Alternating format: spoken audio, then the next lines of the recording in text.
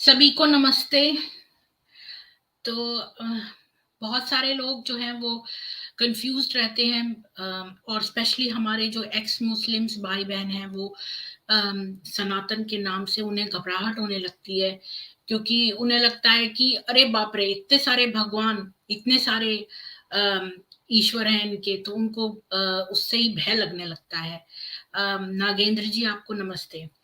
तो मैं ये कह रही थी कि सब लोग जो हैं वो बहुत घबराते हैं सनातन से, क्योंकि इसमें कहते हैं अरे बाप रे, इनके तो 33 करोड़ देवी देवता हैं।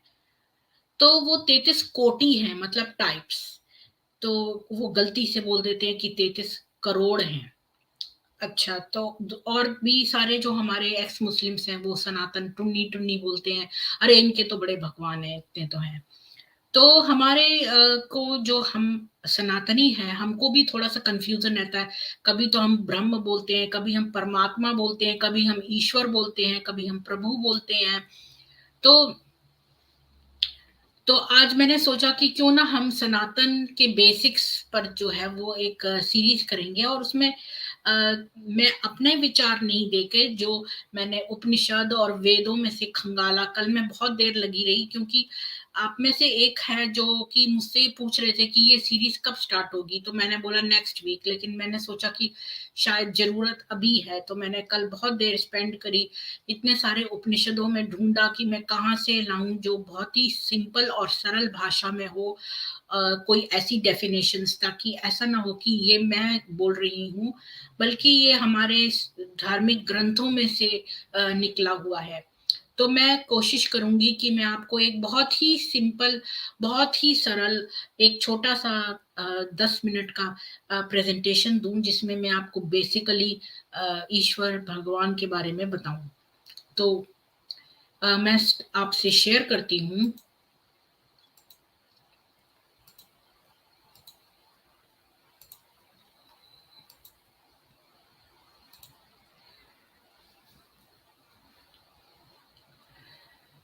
तो हम जो है वो बेसिकली इन 3 में डिफ़रेंस देखेंगे, ब्रह्म, परमात्मा और भगवान। क्योंकि हम इन वर्ड्स को इंटरचेंजेबली यूज़ करते हैं। और भी कुछ शब्दों को मैं बताऊँगी जो कि हम कहते हैं, जैसे प्रभु वग़ैरह। तो पहले तो हम इन तीनों में जो है डिफरेंसेस देख लेते हैं कि ब्रह्म, परमात्मा और भगवान में क्या अंतर है। तो ईश्वर को तो किसी ने नहीं देखा, तो ईश्वर जो है वो उसको किसी ने नहीं देखा, क्योंकि उसमें सहस्त्रों, जो सुप्रीम बीइंग है उसमें सहस्त्रों सूर्य का प्रकाश है, उसे कोई नहीं देख सकता। तो वह ब्रह्म है, निर्गुण और निराकार। तो उसका कोई आकार नहीं, उसका कोई, वो गुण रहित है, और वो किसी आकार में नहीं है, मतलब उसके कोई इमेज नहीं है। तो जो हम सुप्रीम बीइंग को पूजें, तो हम निराकार भाव में पूजें, वो तो उत्तम पूजा है। पर जो सीधे सरल लोग होते हैं, वो इस प्रकार से पूजा करने उनको डिफिकल्ट रहता है। तो वो परमात्मा जो है, वो परम तत्व जो है, वो साकार रूप में भी है। तो जो सुप्रीम बीइंग है वो एक निराकार रूप में भी एग्जिस्ट करता है और साकार रूप में भी एग्जिस्ट करता है। तो जब वो साकार रूप में हम उसे पूजते हैं, तो वो परमात्मा कहलाता है। परम आत्मा, हम सब आत्मा हैं, और वो सबसे सुपीरियर आत्मा है, इसलिए वो परम आत्मा है। और भगवान कौन है? वो, जो ये परमात्मा जब अपनी लीलाओं के साथ होता है, उसको हम भगवान कहते हैं। तो ऐसा परमात्मा जो अपनी लीलाओं के साथ है, उसको हम भगवान कहेंगे। अब इसको मैं और बेटर एक्सप्लेन ऐसे करती हूँ कि सपोज एक जज है। तो अगर कोई आदमी जज है, तो वो कोर्ट में प्रिसाइड करता है, जो पापी लोग हैं उनको दंड देता है, वो निर्गुण और निराकार के समान हुआ। वही जो है अपने घर में आता है, एक पुरुष के रूप में अपने घर में रहता है, तो वो है परमात्मा। क्योंकि वो एक आत्मा रूप अपने घर में रहती है, लेकिन वो सुपीरियर आत्मा है, तो वो परम आत्मा है, इसलिए वो परमात्मा है। और वही अपने बच्चों के साथ जब खेल रहा होता है, वो जज भी है, वो मनुष्य भी है, मतलब मनुष्य रूप ही, अगर मैंने ये एग्जाम्पल जज का लिया है तो ये जज का काम भी कर रहा है, अपने घर में भी अकेला है, और फिर जब वो अपने बच्चों के साथ क्रीड़ा करता है तो वो भगवान होता है। तो ये डिफरेंस है। तो ये जो मनुष्य है ये साकार रूप है, और ये भी साकार रूप है लीला के साथ, और ये निराकार रूप है। तो अब जैसे हम कहें कि बर्फ जो है वो, पानी जो है वो बर्फ भी है, और वो लिक्विड भी है, और वो स्टीम भी है। तो हम जो है, अगर कोई हमसे पानी मांगे तो हम उसको लाके स्टीम नहीं दे देंगे, या हम उसको आके बर्फ नहीं दे देंगे, हम उसको पानी देंगे। तब जब बर्फ की जरूरत होती है तो हम बर्फ का उपयोग करते हैं, जब स्टीम की जरूरत होती है हम स्टीम का उपयोग करते हैं। तो ये समझ लो कि ये पानी है, ये बर्फ है, और ये स्टीम है। तो इस तरह से हम जो है भी एग्जाम्पल दे सकते हैं। अब देखते हैं कि उपनिषद क्या कहते हैं। तो तैत्तिरीय उपनिषद पहले अध्याय के 8वें मंत्र में लिखा है कि ओम ही ब्रह्म है। बस मैं इतना ही वर्ड लूंगी, ओमिति ब्रह्म, मतलब ओम जो है वो ब्रह्म है। तो ब्रह्म क्या है? निराकार है। तो ओम ही ब्रह्म है। अब ये देखिए, भगवत पुराण के 12वें अध्याय के 6ठे खंड के 39th मंत्र में क्या लिखा है कि उसी अनाहत नाद से अकार, उकार और मकार 3 मात्राओं से युक्त ओंकार प्रकट हुआ। तो ये जो ब्रह्म था, जो हमने पिछले उसमें देखा कि ओम ब्रह्म है, तो वो इन नाद मतलब ध्वनि, मतलब आवाज, जो अ की आवाज है, उ, इसमें 3 मात्राएं हैं ओंकार में, अ, उ और म, और इससे ही ये ओंकार प्रकट हुआ। इस ओंकार की शक्ति से ही प्रकृति अव्यक्त से व्यक्त रूप में परिणत हो जाती है। तो जो ये निराकार भाव है ये साकार में आ जाता है जब हम ये ओम बोलते हैं। ओंकार स्वयं भी अव्यक्त एवं अनादि है, और परमात्म स्वरूप होने के कारण स्वयं प्रकाश भी है। जिस परम वस्तु को भगवान ब्रह्म अथवा परमात्मा के नाम से कहा जाता है, उसके स्वरूप का बोध भी ओंकार के द्वारा ही होता है।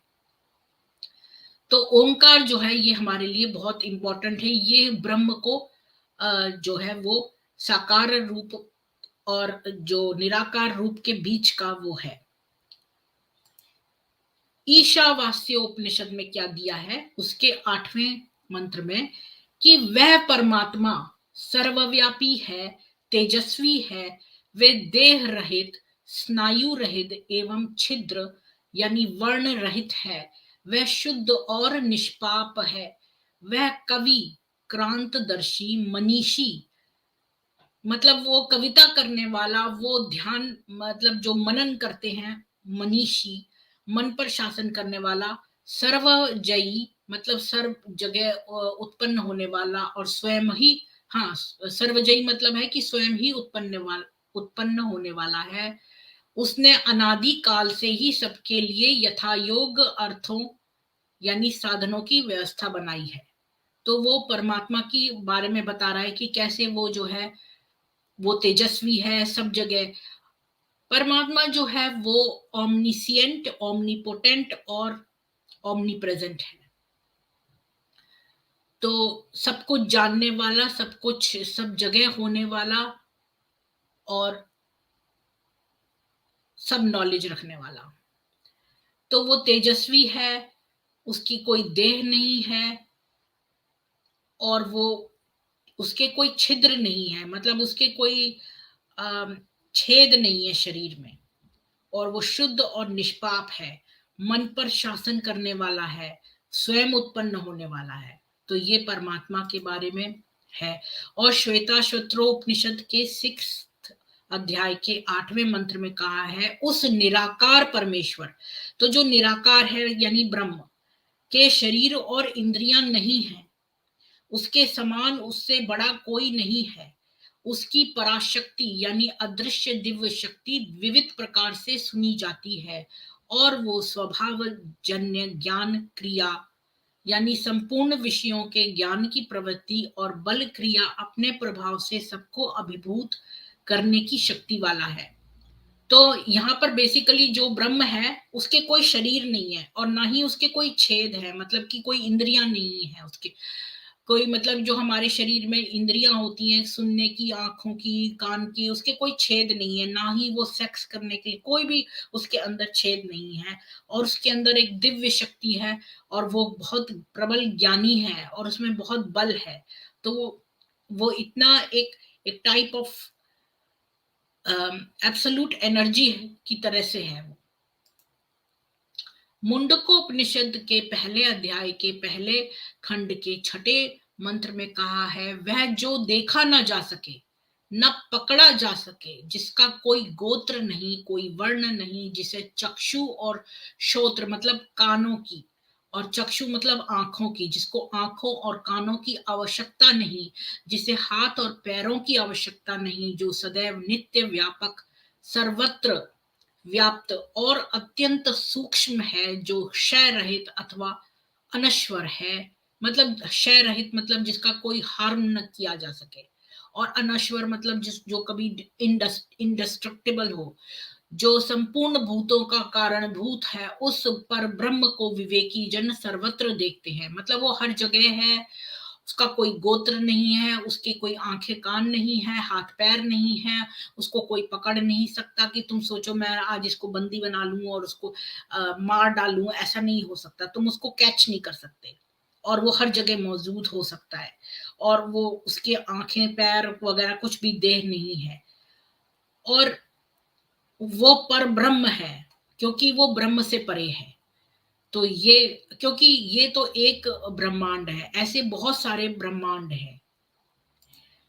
भगवत गीता जो है उसका 15वें अध्याय का 17वां मंत्र है, का लिटरल ट्रांसलेशन है कि उत्तम पुरुष तो अन्य विलक्षण ही है, जो परमात्मा इस नाम से कहा है, वह अविनाशी तीनों लोकों में प्रविष्ट होकर सबका भरण पोषण करता है। अब देखिए यहाँ पर परमात्मा की बात हो रही है, अब ब्रह्म की बात खत्म हो गई, अब हम साकार रूप में आ गए। अब साकार में जो है वो सारे लोगों का भरण पोषण कर रहा है साकार रूप में। तो अगर हम इसको देखें, इसको और डिटेल में पढ़ सकते हैं हम, तो भगवत गीता का 15-17, तो ये है वो श्लोक। तो मैंने भगवत गीता खोली है क्योंकि इसमें यहाँ डिटेल में बताया है कि यहाँ अन्य पद परमात्मा को अविनाशी अक्षर जीवात्मा से भिन्न बताने के लिए नहीं, प्रत्युत उससे विलक्षण बताने के लिए आया है। इसलिए भगवान ने आगे 18वें श्लोक में अपने को नाशवान अक्षर से अतीत और अविनाशी अक्षर से उत्तम बताया है। परमात्मा का अंश होते हुए भी जीवात्मा की दृष्टि या खिंचाव नाशवान क्षर की ओर हो रहा है, इसलिए वहां भगवान को उससे विलक्षण बताया है। तो ये जो है ये साकार रूप है जो परमात्मा जिसको हम कहते हैं, उस उत्तम पुरुष को परमात्मा नाम से कहा जाता है। परमात्मा शब्द निर्गुण का वाचक माना जाता है, जिसका अर्थ है परम श्रेष्ठ आत्मा अथवा संपूर्ण जीवों की आत्मा। इस श्लोक में परमात्मा और ईश्वर दोनों शब्द आए हैं, जिसका तात्पर्य है कि निर्गुण और सगुण सब एक पुरुषोत्तम ही है। तो ये सब लोग एक ही हैं, पर हम डिफरेंट टाइम्स पर इनको यूज करते हैं। जैसे मैंने आपको कहा कि जहां पर जल की, जहां पानी चाहिए वहां पानी होगा, जहां आइस है वहां आइस होगा। तो हम इसको ये सब एक ही हैं, क्योंकि पानी, आइस और स्टीम एक ही हैं, लेकिन इसके रूप अलग हैं और इनके कार्य अलग हैं। वह उत्तम पुरुष परमात्मा तीनों लोकों में अर्थात सर्वत्र समान रूप से नित्य व्याप्त है। यहाँ विभर्ती पद का तात्पर्य है कि वास्तव में परमात्मा ही संपूर्ण प्राणियों का भरण पोषण करते हैं, पर जीवात्मा संसार से अपना संबंध मान लेने के कारण भूल से सांसारिक व्यक्तियों आदि को अपना मानकर उनके भरण पोषण आदि का भार अपने ऊपर ले लेता है। इससे वह व्यर्थ ही दुख पाता रहता है, क्योंकि हम सोचते हैं कि हम पालन पोषण कर रहे हैं, पर एक्चुअली में तो परमात्मा ही संपूर्ण प्राणियों का भरण पोषण कर रहा है। भगवान को अव्यय कहने का तात्पर्य है कि संपूर्ण लोगों का भरण पोषण करते रहने पर भगवान का कोई व्यय यानी खर्चा नहीं होता। मतलब कि ये नहीं कि भगवान जो है लोगों पे खर्चा कर रहा है, अर्थात उनमें किसी तरह की किंचित मात्र भी कमी नहीं आती। ये नहीं कि अब जो है भगवान सब का भरण पोषण कर रहे हैं तो भगवान अब गरीब हो गए क्योंकि उन्होंने लोगों को दे दिया, तो अब भगवान के पास पैसा कम हो गया या कोई और चीज कम हो गई, ऐसा नहीं होता। वे सदा ज्यों के त्यों ही रहते हैं। अब ईश्वर शब्द सगुण का वाचक माना जाता है, क्योंकि जो ईश्वर शब्द है वो भी परमात्मा जैसा जो है वो सगुण का है, जिसका मतलब है शासन करने वाला।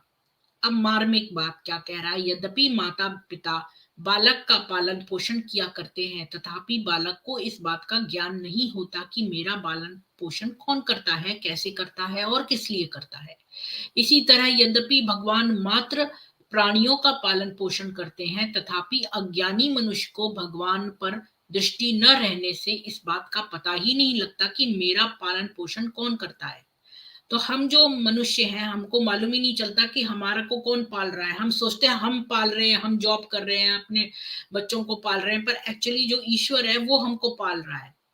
और भगवान का शरणागत व्यक्ति ही इस बात को ठीक तरह से जानता है कि एक भगवान ही सबका सम्यक प्रकार से पालन पोषण कर रहे हैं। तो मेरे फादर जो थे उनको, हम लोग बड़े हैंड टू माउथ रहते थे जब बचपन में। तो मेरे फादर कहते थे कि मैंने उनसे कभी पूछा कि आपको कभी इमरजेंसी हो जाए और कोई आ जाए, मेहमान आ जाए या कोई और खर्चा आ जाए, तो आप कहाँ से करोगे? तो क्योंकि एक एक पैसा जो है वो घर में खर्च हो जाता था, जो बिल्कुल बेसिक नीड्स में। तो मेरे पापा कहते थे कि जब हमारे पास इमरजेंसी आती है तो ईश्वर कहीं ना कहीं से दे देता है। जैसे कि कोई अगर उन्होंने शेयर खरीदा तो उनका जो इंटरेस्ट ड्यू हो गया, तो उससे वो उस इमरजेंसी सिचुएशन का, कि कोई बीमार पड़ गया उसके लिए मेडिसिन लानी है, ये सब कहीं से जो है ईश्वर दे देता है। तो ये बात मैंने देखी है कि अपनी लाइफ में भी मैंने महसूस किया कि ईश्वर जो है वो हमारा भरण पोषण करता ही है। चाहे हम कोई बहुत ही मुश्किल में आ जाए तो कहीं ना कहीं से हमें निकाल के देता है। पालन पोषण करने में भगवान किसी के साथ कोई पक्षपात नहीं करते। ये नहीं सोचते वो कि ये शूद्र है, ये ब्राह्मण है, ऐसा नहीं है। वो सबको एक समान समझते हैं। वे भक्त अभक्त पापी पुण्यात्मा, तो यानी कोई गंदा मनुष्य हो उसके लिए भी वो सोचते हैं। ऐसा नहीं है कि जो गंदा मनुष्य है या जो अच्छा है उसी को करेंगे, जो बुरा है उसके लिए नहीं करेंगे, या जो आस्तिक है उसके लिए करेंगे, नास्तिक के लिए नहीं करेंगे। वो सबको समान रूप से करते हैं। आस्तिक नास्तिक सभी का समान रूप से पालन पोषण करते हैं। प्रत्यक्ष देखने में आता है कि भगवान द्वारा रचित दृष्टि में सूर्य सबको समान रूप से प्रकाश देता है। तो ये भी तो देखिए कि सूरज जो है वो सबको एक समान प्रकाश दे रहा है। वो ये तो नहीं कह रहा कि मैं इस अच्छे व्यक्ति या आस्तिक व्यक्ति पे प्रकाश ज्यादा डालूं। पृथ्वी सबको समान रूप से धारण करती है। वैश्वानर अग्नि सबको अन्न समान रूप से पचाती है। वायु सबको सांस लेने के लिए समान रूप से प्राप्त होती है। अन्न जल सबको समान तृप्त करते हैं।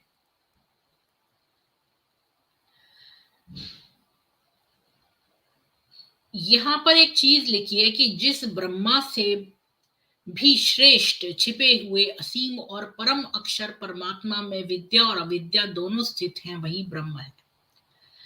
एनीवेज, तो परिशिष्ट भाव क्या है कि पुरुषोत्तम अन्य कहने का तात्पर्य है कि क्षर और अक्षर तो लौकिक हैं, पर पुरुषोत्तम दोनों से विलक्षण अर्थात अलौकिक है। अतः परमात्मा विचार के विषय नहीं है, प्रत्युत श्रद्धा विश्वास के विषय है। परमात्मा के होने में भक्त संत महात्मा वेद और शास्त्र ही प्रमाण है। अन्य का खुलासा भगवान ने आगे के श्लोक में किया है। ये लोकत्रय विषय इन पदों में 12वें से 15वें श्लोक का भाव आ गया है। मनुष्य का कर्तव्य तो मनुष्य लोक में है, पर भगवान का कर्तव्य तीनों लोकों में है। वास्तव में भगवान का अपना कोई कर्तव्य नहीं है, फिर भी वे केवल जीवों के हित के लिए कर्तव्य करते हैं। तो यहाँ पर हमने इसका ये देखा। अब हम अपनी नेक्स्ट उस पर चलते हैं।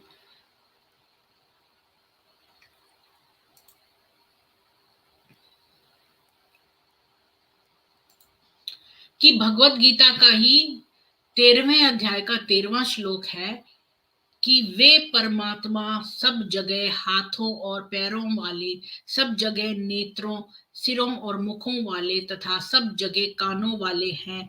वे संसार में सबको व्याप्त करके स्थित है। तो अब परमात्मा के बारे में बात हो रही है और परमात्मा साकार गुण वाले हैं। और इसको भी हम जो है वो अगर गीता से खोल के पढ़ लें केवल इस श्लोक को, तो मेरे ख्याल में ये वाला श्लोक था। मैंने क्या गलत पढ़ दिया आपको? पहले वो वाला पढ़ दिया।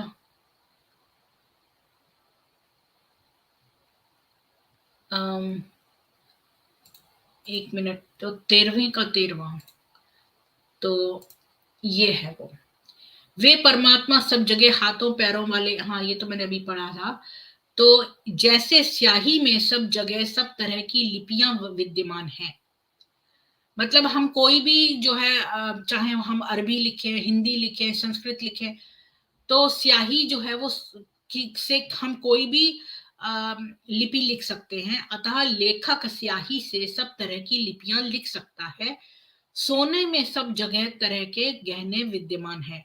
अब उसी सोने से हम कान के बना सकते हैं आभूषण, या हाथ के बना सकते हैं। अतः सुनार सोने में किसी भी जगह से गहना बनाना चाहे बना सकता है। ऐसे ही भगवान के सब जगह ही हाथ और पैर हैं। अतः भक्त भक्ति से जहां कहीं जो कुछ भी भगवान के हाथों में देना चाहता है, अर्पण करना चाहता है, उसको ग्रहण करने के लिए उसी जगह भगवान के हाथ मौजूद हैं। और भक्त बाहर से अर्पण करना चाहे अथवा मन से, पूर्व में देना चाहे अथवा पश्चिम में, उत्तर में देना चाहे अथवा दक्षिण में, उसे ग्रहण करने के लिए वही भगवान के हाथ मौजूद है। तो ये लोग कहते हैं ना जैसे काबा की तरफ, ऐसा नहीं है, भगवान तो हर जगह है। तो हम उसको कहीं पर भी कुछ भी अर्पण कर सकते हैं, वो हर जगह मौजूद है। अब उसके हाथ और पैर हर जगह हैं। ऐसे ही भक्त जल में, स्थल में, अग्नि में, जहां कहीं जिस पर भी संकट में पड़ने पर भगवान को पुकारता है, उसकी रक्षा करने के लिए वहां ही भगवान के हाथ तैयार हैं। अर्थात भगवान वहां ही अपने हाथों से उसकी रक्षा करते हैं। भक्त जहां कहीं भगवान के चरणों में चंदन लगाना चाहता है, पुष्प चढ़ाना चाहता है, नमस्कार करना चाहता है, उसी जगह भगवान के चरण मौजूद हैं। हजारों लाखों भक्त एक ही समय में भगवान के चरणों की अलग अलग पूजा करना चाहें तो उनके भाव के अनुसार वहीं ही भगवान के चरण मौजूद हैं। सर्वतो शिरोमुखम मतलब भक्त भगवान को जहां दीपक दिखाता है, आरती करता है, वहां ही भगवान के नेत्र हैं। भक्त जहां शरीर से अथवा मन से नृत्य करता है, वहां ही भगवान उसके नृत्य को देख लेते हैं। तात्पर्य है कि जो भगवान सब जगह देखता है, भगवान भी उसको, उसकी दृष्टि से कभी ओझल नहीं होते। भक्त जहां भगवान के मस्तक पर चंदन लगाना चाहे, पुष्प चढ़ाना चाहे, वहां ही भगवान का मस्तक है। भक्त जहां भगवान को भोग लगाना चाहे, वहां ही भगवान का मुख है। अर्थात भक्त द्वारा भक्ति पूर्वक दिए हुए पदार्थ को भगवान वहां ही खा लेते हैं। तो आपको याद होगा कि जो मतलब मैं एक चीज और बता दूं कि जब कृष्ण जी के पास कोई वो लेकर आया छिलका, केले का छिलका, तो वो छिलका भी खा गए उसका, केले का। तो ये देखिए कि जो पदार्थ है वो भगवान ने खा लिया। तो भक्त ने अपनी भक्ति से दिया तो भगवान ने ग्रहण कर लिया, चाहे वो छिलका ही क्यों ना था। सर्वतः श्रुति मत, भक्त जहां कहीं जोर से बोलकर प्रार्थना करे, धीरे से बोलकर प्रार्थना करे अथवा मन से प्रार्थना करे, वहां ही भगवान अपने कानों से सुन लेते हैं। मनुष्यों के सब अवयव यानी अंग सब जगह नहीं होते, अर्थात जहां नेत्र हैं वहां कान नहीं होते, और जहां कान है वहां नेत्र नहीं होते, जहां हाथ है वहां पैर नहीं होते, और जहां पैर है वहां हाथ नहीं होते, इत्यादि। परंतु भगवान की इंद्रियां, उनके अवयव सब जगह हैं, क्योंकि जैसे हमारे हाथ पैर हमारे उसी स्थानों पे हैं, मतलब हाथ की जगह पैर वगैरह नहीं है, परंतु भगवान के हाथ पैर सब जगह हैं। अतः भगवान नेत्रों से सुन भी सकते हैं, बोल भी सकते हैं और ग्रहण भी कर सकते हैं। यानी वो नेत्रों से भी, मतलब किसी भी अपनी इंद्रिय से कोई भी और काम भी ले सकते हैं। तात्पर्य है कि वे सभी अवयवों से ये सभी क्रियाएं कर सकते हैं, क्योंकि उनके सभी अवयवों में सभी अवयव मौजूद हैं।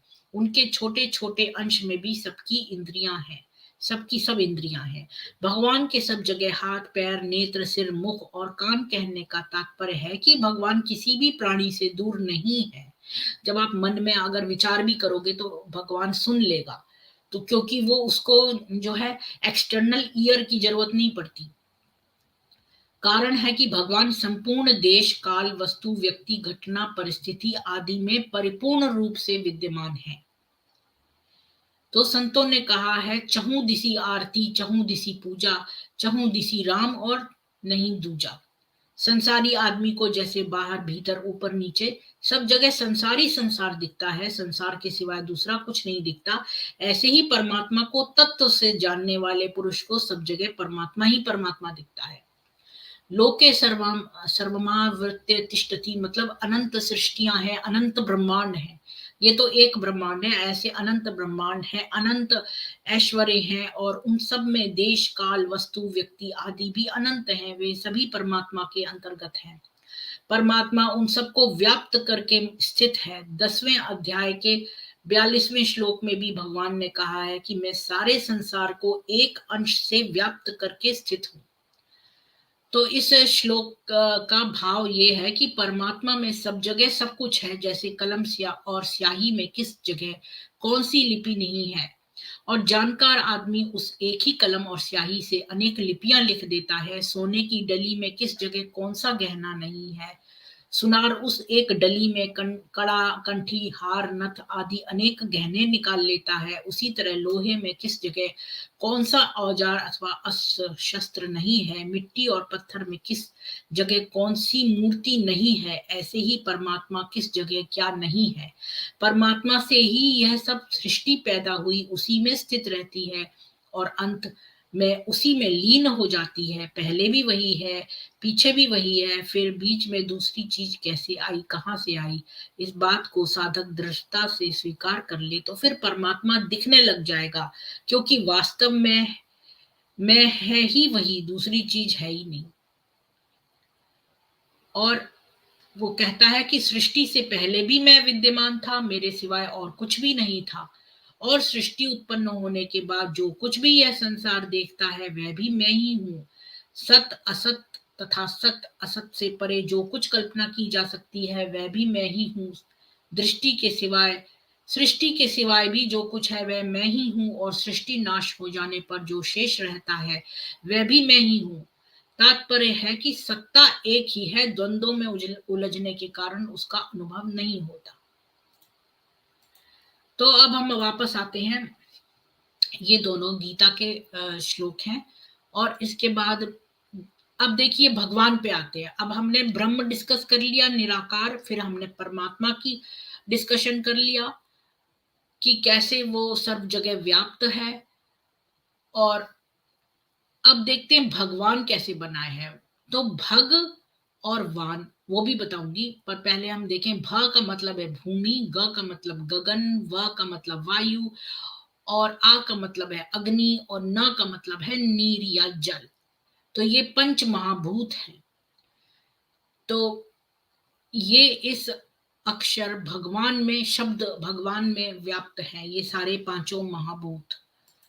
और अच्छा वो मैंने नहीं बताया आपको, भग मतलब ये भी होता है कि वान मतलब धारण करने वाला। और भग की डेफिनेशन हम विष्णु पुराण के 6 अध्याय के 5वें खंड के 71 मंत्र में, खाली आप लास्ट वाला देखिए जो है नंबर 74, वो कहता है ऐश्वर्य से समग्रस्य धर्मस्य यश सश्रियः ज्ञान वैराग्य योश चैव षडाणाम भग इतीर्णा।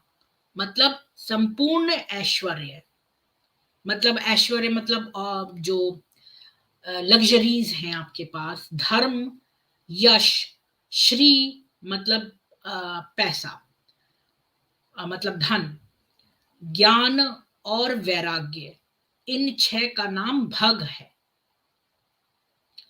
तो ये चीजें देखो, पहला ऐश्वर्य, दूसरा धर्म, तीसरा यश, चौथा श्री, पांचवा ज्ञान और छठा वैराग्य।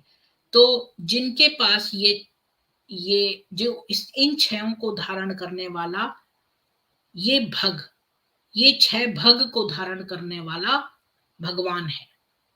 भगवान मतलब धारण करने वाला, और ये 6 जो है ये भग है। और तो ये मेरा,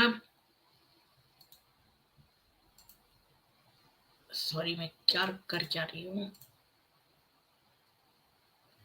तो ये जो है वो सिंपल रूप में हमने देख लिया कि ब्रह्म जो है वो निराकार है, निर्गुण है, और जो साकार सगुण है वो है परमात्मा, और जो साकार सगुण भी है लेकिन वो लीलाएं भी करता है, वो है भगवान, क्योंकि वो इन 6 भगों को धारण करने वाला है।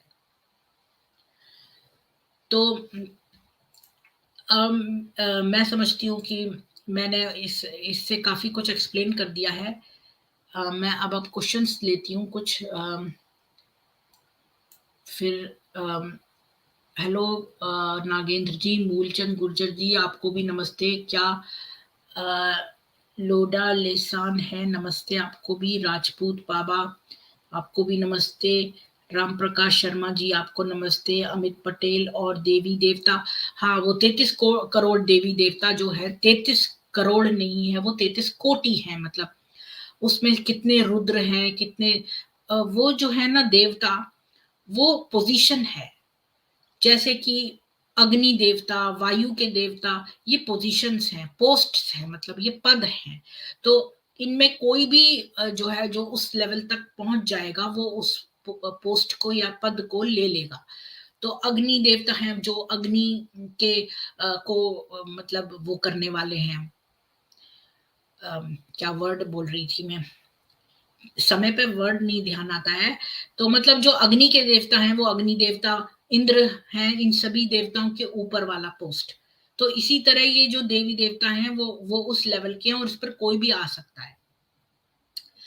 और अमित पटेल का हो गया, और अजय आनंद जी आपको भी राम राम। ज्ञान सफर जी आपको नमस्ते। दीक्षित प्रोडक्शंस आपका स्वागत है। ज्ञान सफर यूनिवर्सिटी, शनि सा क्रिएट, यहाँ से पढ़ती हूँ।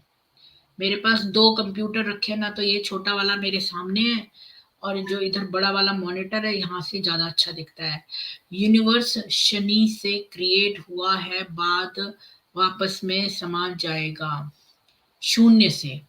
हाँ, ज्ञान तुम्हारा कोई अता पता ही नहीं। ये क्या बोल रहे हैं, आपस में बात कर रहे हैं लोग। तो मैं बस ट्रैवल कर रहा है, बेंगलोर गया था, कल आऊंगा। ओके। राजपूत बाबा, लाइक करो, कमेंट करो और शेयर करो, और शास्त्रों की बात करने वाले इस सनातनी चैनल को ग्रो करो।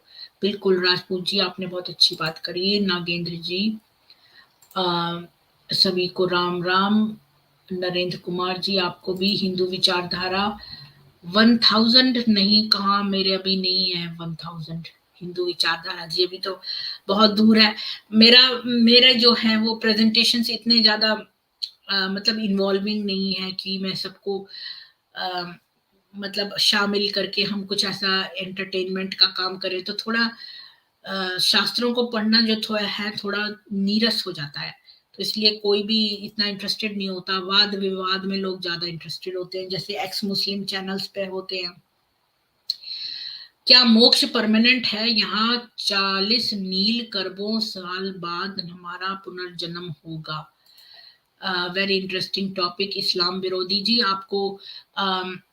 आपका नाम बड़ा इंटरेस्टिंग है, इस्लाम विरोधी। तो मैं अपना लिंक दे देती हूँ, अगर आप आना चाहें पैनल पे तो आ सकते हैं इस्लाम विरोधी जी। मैं आपको इनवाइट कर लेती हूँ।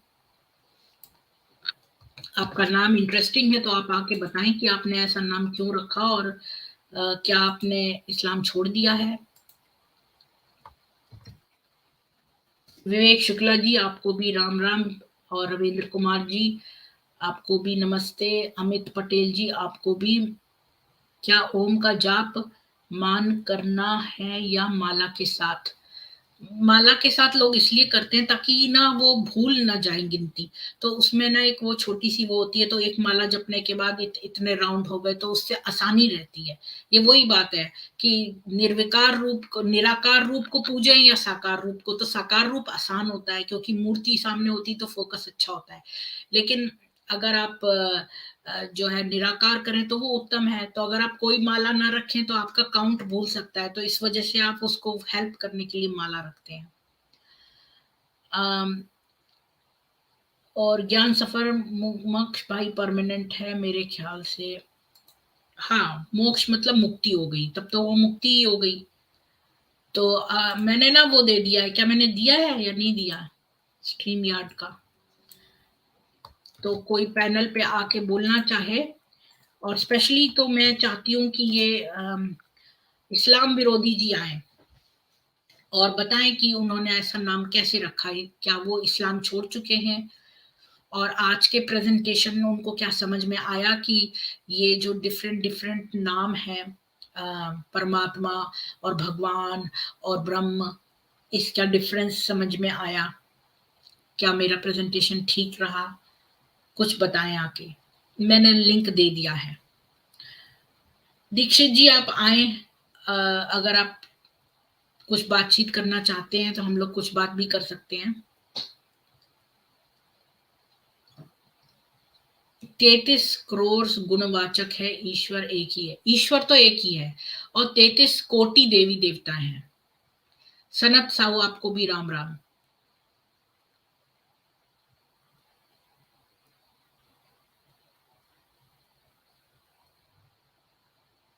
सत्तर 72,000 पान इजी नहीं है।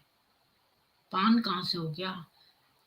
अमित पटेल क्या बोल रहे हैं ये? बी पॉलिटिकल, आपको भी मुक्ति मिल जाएगी, आप भी आना जन्नत में, साथ में 72,000 हूर्स मिलेंगी, आप भी मेरे रेस्टोरेंट खाना, वहाँ जन्नत में आपको दूंगा बनारस पान, लेकिन टाइम देना मेरे को क्योंकि 72,000 पान इजी नहीं है।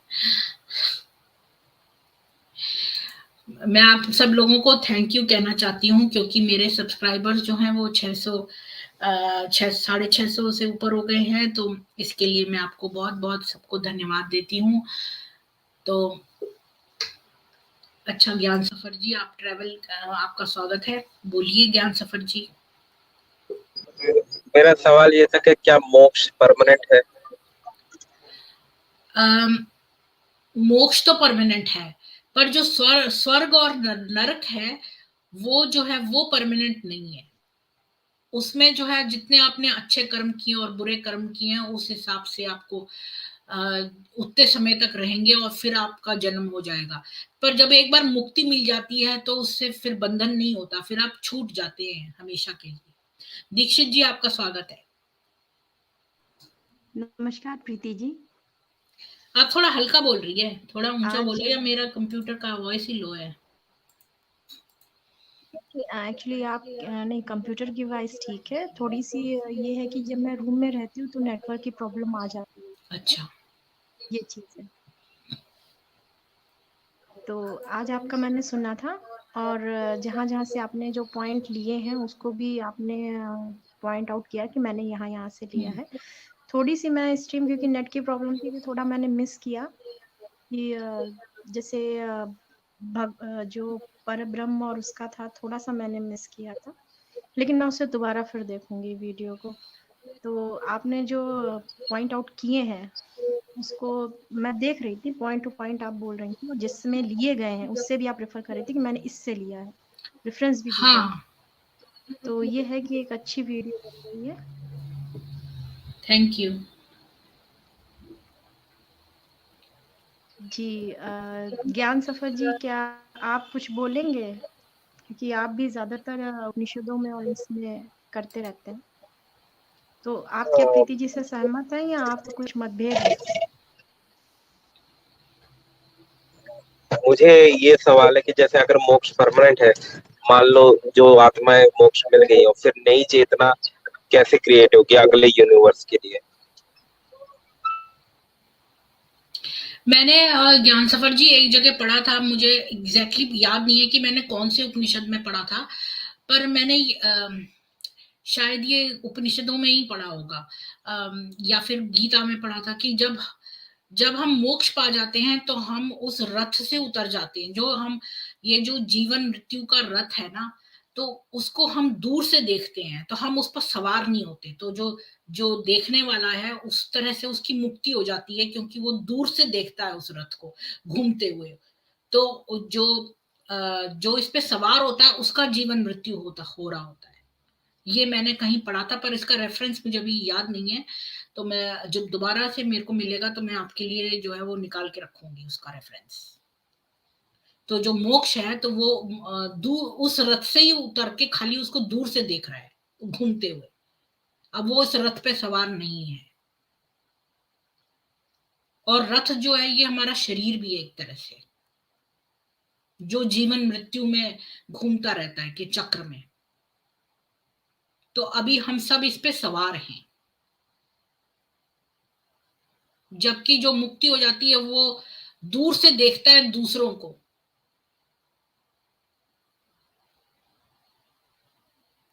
और जो जो आपने और प्रकृति और पुरुष है, क्या ये ट्रांसफॉर्म होते हैं एक दूसरे में? प्रकृति और पुरुष एक दूसरे में ट्रांसफॉर्म होते रहते हैं या दोनों अलग है? ठीक है, मैंने आपका क्वेश्चन नोट कर लिया है, मैं अपने मन से ऐसी कोई आंसर नहीं देना चाहती, मैं आपको रेफरेंस के साथ दूंगी। प्रकृति और मनुष्य जो है वो क्या एक हैं? मुझे तो नहीं लगता कि जो जीव है, अब आप उसको तीन में करने की कोशिश कर रहे हैं, तो जो द्वैत सिद्धांत है वो तो कहता है कि ब्रह्म है और एक जीव है, तो एक ब्रह्म है और एक जीव है। और जो अद्वैत है वो कहता है ये दोनों भी एक ही हैं। और आप कह रहे हैं कि जो एक ब्रह्म है, एक जीव है और एक प्रकृति है, पर जो जीव है वही प्रकृति है एक्चुअली मेरे हिसाब से। पर मैं आपको इसका और कंफर्म्ड रेफरेंस के साथ आंसर दे दूंगी।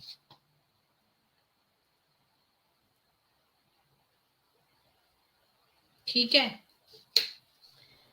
क्योंकि द्वैत सिद्धांत कहता है कि जीव है और ब्रह्म है, तो जो तो त्रिदैत सिद्धांत तो कोई आया नहीं कि प्रकृति जीव और ब्रह्म, तो त्रिदैत तो नहीं है, तो हम ही जो है वो चूंकि हम रीइंकारनेट होते रहते हैं, तो हम ही प्रकृति में रीइंकारनेट होते रहते हैं।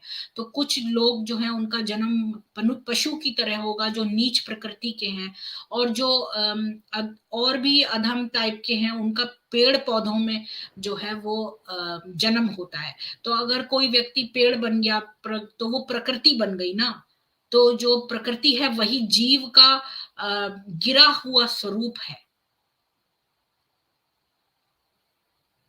ऐसा मेरा मानना है। पर ये जस्ट मेरा ओपिनियन है, जो मैंने पढ़ा है और समझा है उसके अकॉर्डिंगली, कि जो जब हम रीइंकारनेट होते रहते हैं तो फिर हम ही जानवर। अब जैसे मैंने एक कहानी सुनी थी कि एक राजा था, वो कैसे वो एक बकरे का बलिदान करने वाला था, तो बकरा जो है उसको देख के खूब जोर से हंसा और फिर रोया। तो राजा ने बोला कि मैं तो तुम्हारा बलि देने वाला हूं और तुम पहले हंसे और फिर रोए क्यों? तो फिर बकरे ने इस प्रकार से कहा कि मैं इसलिए हंसा पहले क्योंकि मैं जो था वो अपनी स्टोरी सुनाता है। अगर आप इंटरेस्टेड हो तो मैं खोल के, मेरे को पता है वो स्टोरी मैंने कहाँ पढ़ी थी, तो मैं आपको खोल के सुना सकती हूँ वो स्टोरी। मैंने स्कैन की थी पूरी, पढ़ी नहीं थी, क्योंकि बचपन में ये स्टोरी मेरे भाई ने मुझे सुनाई थी। तो वो मतलब वो उसकी अपनी कहानी होती है कि उसको इतने जन्मों का बकरे का जो है वो रूप मिला होता है और उसे अपने जन्म याद होते हैं। तो वो कहता है कि हम उस की 18वीं बार या 8वीं बार उसका जन्म हुआ है और इसके बाद उसे मुक्ति मिल जाएगी।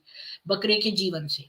तो इस वजह से वो बड़ा खुश था कि भाई जो है वो मर जाएगा आज इस राजा के हाथों, तो उसको मोक्ष मिल जाएगा। लेकिन क्या हुआ कि फिर राजा ने पूछा फिर तुम रोए क्यों?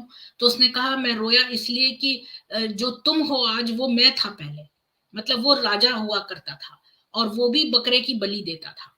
तो वो जो है इसलिए रोया कि अब ये राजा जो है ये फिर उसी चक्र में चला जाएगा।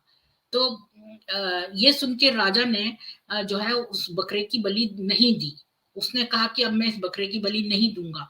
लेकिन बाद में जो है वो बड़ी जोर से जो है एक बिजली कौंधी और उस बिजली जो है वो उस बकरे पे गिर गई और वो मर गया और इस तरह से बकरे से निजात मिल गया, बकरे के जीवन से। तो सोचो ये प्रकृति जो है वो भी मनुष्य जो है जब वो पाप कर्म करता है तो वो प्रकृति बन जाता है, ऐसा मेरा मानना है। तो वो यही हमारे ही स्वरूप हैं जो बदल बदल के हम करते हैं। अब ये जो मांस खाते हैं और जो मलेच्छ हैं, ये सोचो कि ये इनकी कुर्बानी देते हैं तो बाद में इनको गाय का या ये गाय की कुर्बानी देते हैं तो इनका गाय का जन्म होगा या और भी बकरी का जन्म होगा या बकरे खाते हैं लोग, हलाल करते हैं तो बकरे का जन्म होगा इनका।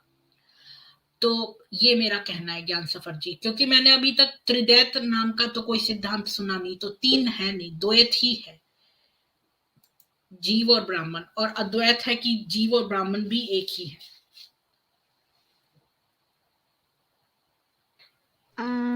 अच्छा मैम, जो ज्ञान सफर जी ने लिखा है कि मोक्ष परमानेंट नहीं है, क्योंकि ये कहीं ना कहीं जो है आपको सर्कल सा चलता है, जैसे प्रकृति में एक सर्कल चलता है कि चीजें नष्ट होती हैं फिर वो बनती हैं, फिर नष्ट होती हैं, फिर बनती हैं।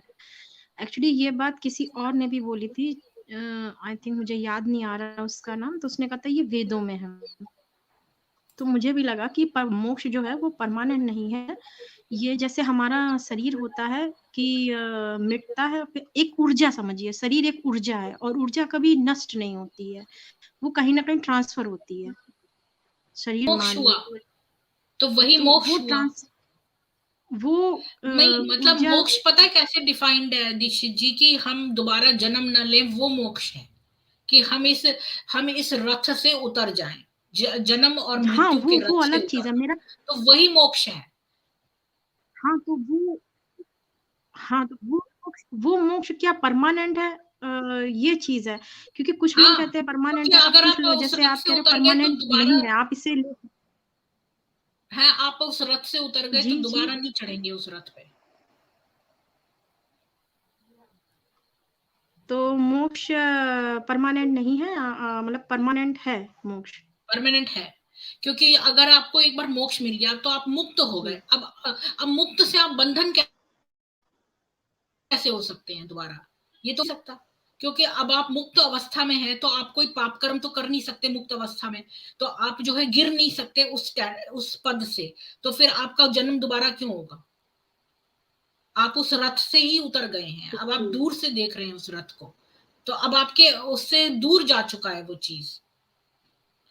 और जो ये प्रकृति है वो हम ही जी हैं, हमारा जो गिरा हुआ रूप है।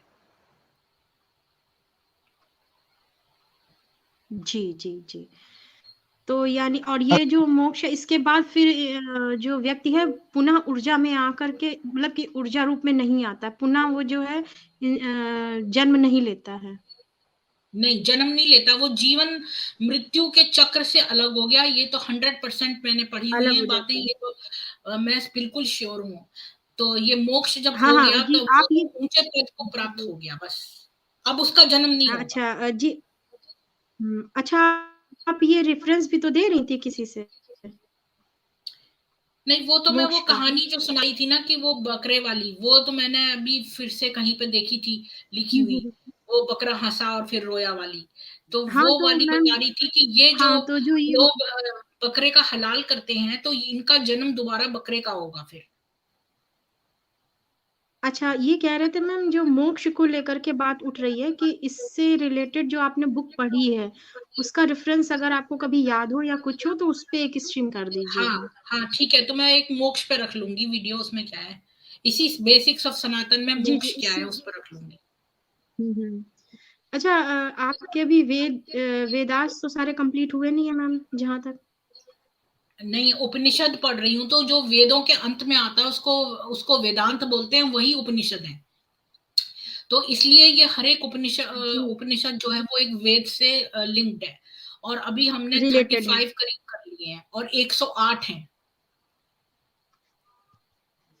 जी, हमने मेरी 38 आवाज कर आ रही लिए, है? 38 कर लिए और 108 हैं। ओके मैम, मेरी आवाज बंद हो गई थी क्या थोड़ी देर के लिए? नहीं नहीं, आपकी आवाज आ रही है। मैं ज्यादा अच्छा, बोल रही आर्यन हूँ, जी आप कुछ पूछना? कम बोल रही हैं।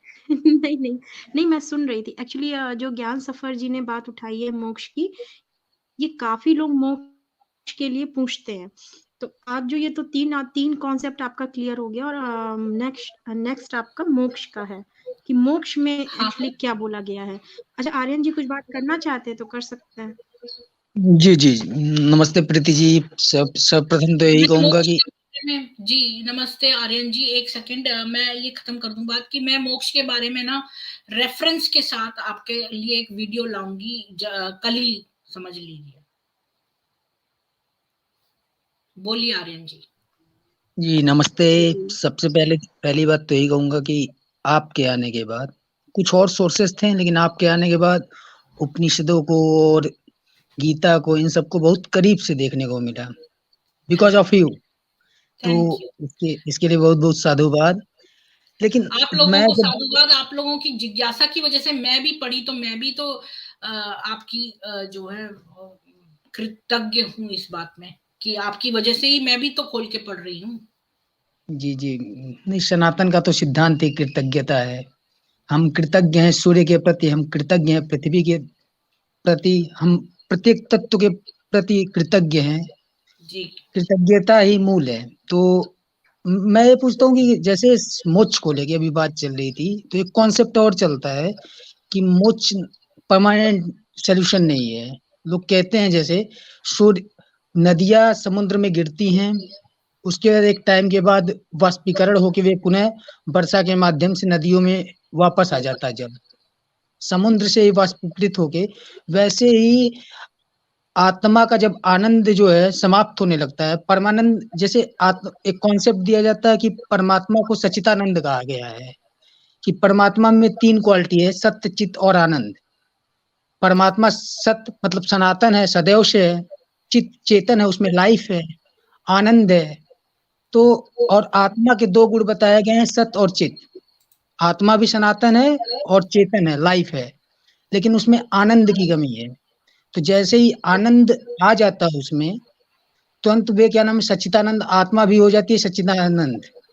ठीक। लेकिन जैसे जैसे एक टाइम के बाद आनंद की कमी होती है, तो फिर से उसे कर्म करने वापस आना पड़ता है, क्योंकि विदाउट कर्म किए आप आनंद को नहीं पा सकते हो। तो ये कॉन्सेप्ट मैंने सुना है, कई संत महात्माओं से सुना है कॉन्सेप्ट। कहा कि क्या नाम, सनातन में कोई भी चीज आप ऐसे नहीं कह सकते हो कि परमानेंट है, आपको एक बार कर्म करने वापस आना पड़ेगा। मैं आपसे हल थोड़ी सी भिन्न कहूंगी बात कि आपको आना पड़ेगा जीवन चक्र के, जब तक आप इसमें चलते रहेंगे तब तक आपको आना पड़ेगा। लेकिन जब आपको मोक्ष मिल जाता है तब नहीं आना पड़ता है। तो मेरे ख्याल में एक उपनिषद है जिसको कहते हैं निर्वाणो उपनिषद। जैसे मोक्ष को निर्वाणा भी कहते हैं, क्या कहते जी हैं ना, जी निर्वाणा। जी जी जी, तो निर्वाणो उपनिषद इनलाइटमेंट। शायद हमने पढ़ा है, क्या हमने वो कवर किया है दीक्षित जी, निर्वाणो उपनिषद?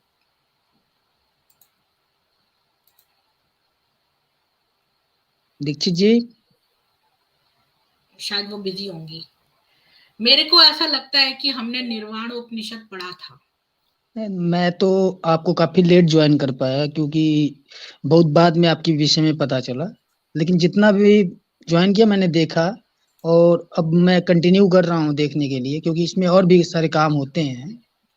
तो सारे काम के साथ ये भी काम कर रहा हूँ, मैं इसीलिए। आपके साथ देख रही हूँ, खुद ही देख रही हूँ कि हमने ये उपनिषद कवर कर लिए हैं। और ये मैंने इंडेक्सिंग करी है कि इनमें किस चीज का वर्णन है। जैसे इसमें रुद्र का वर्णन है, आत्म तत्व का अध्यात्म उपनिषद में, तो ये मैं कल परसों रात को बैठ के कर रही थी।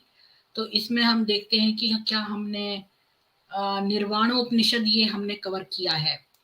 इसमें निर्वाणा के बारे में बताया है।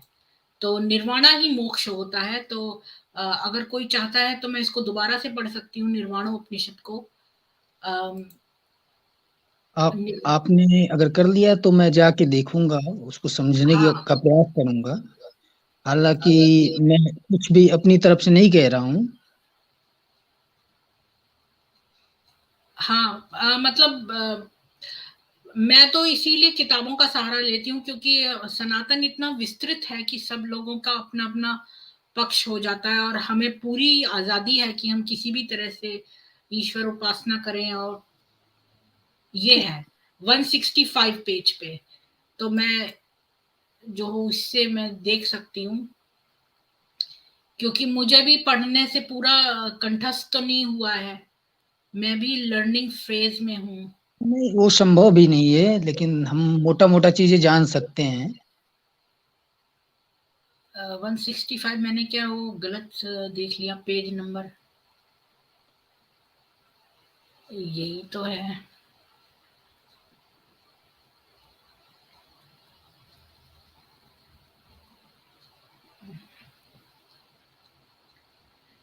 तो अब आप लोग बोलते रहिए, मैं ढूंढ रही हूँ इसमें से कहाँ कौन से पेज पे है।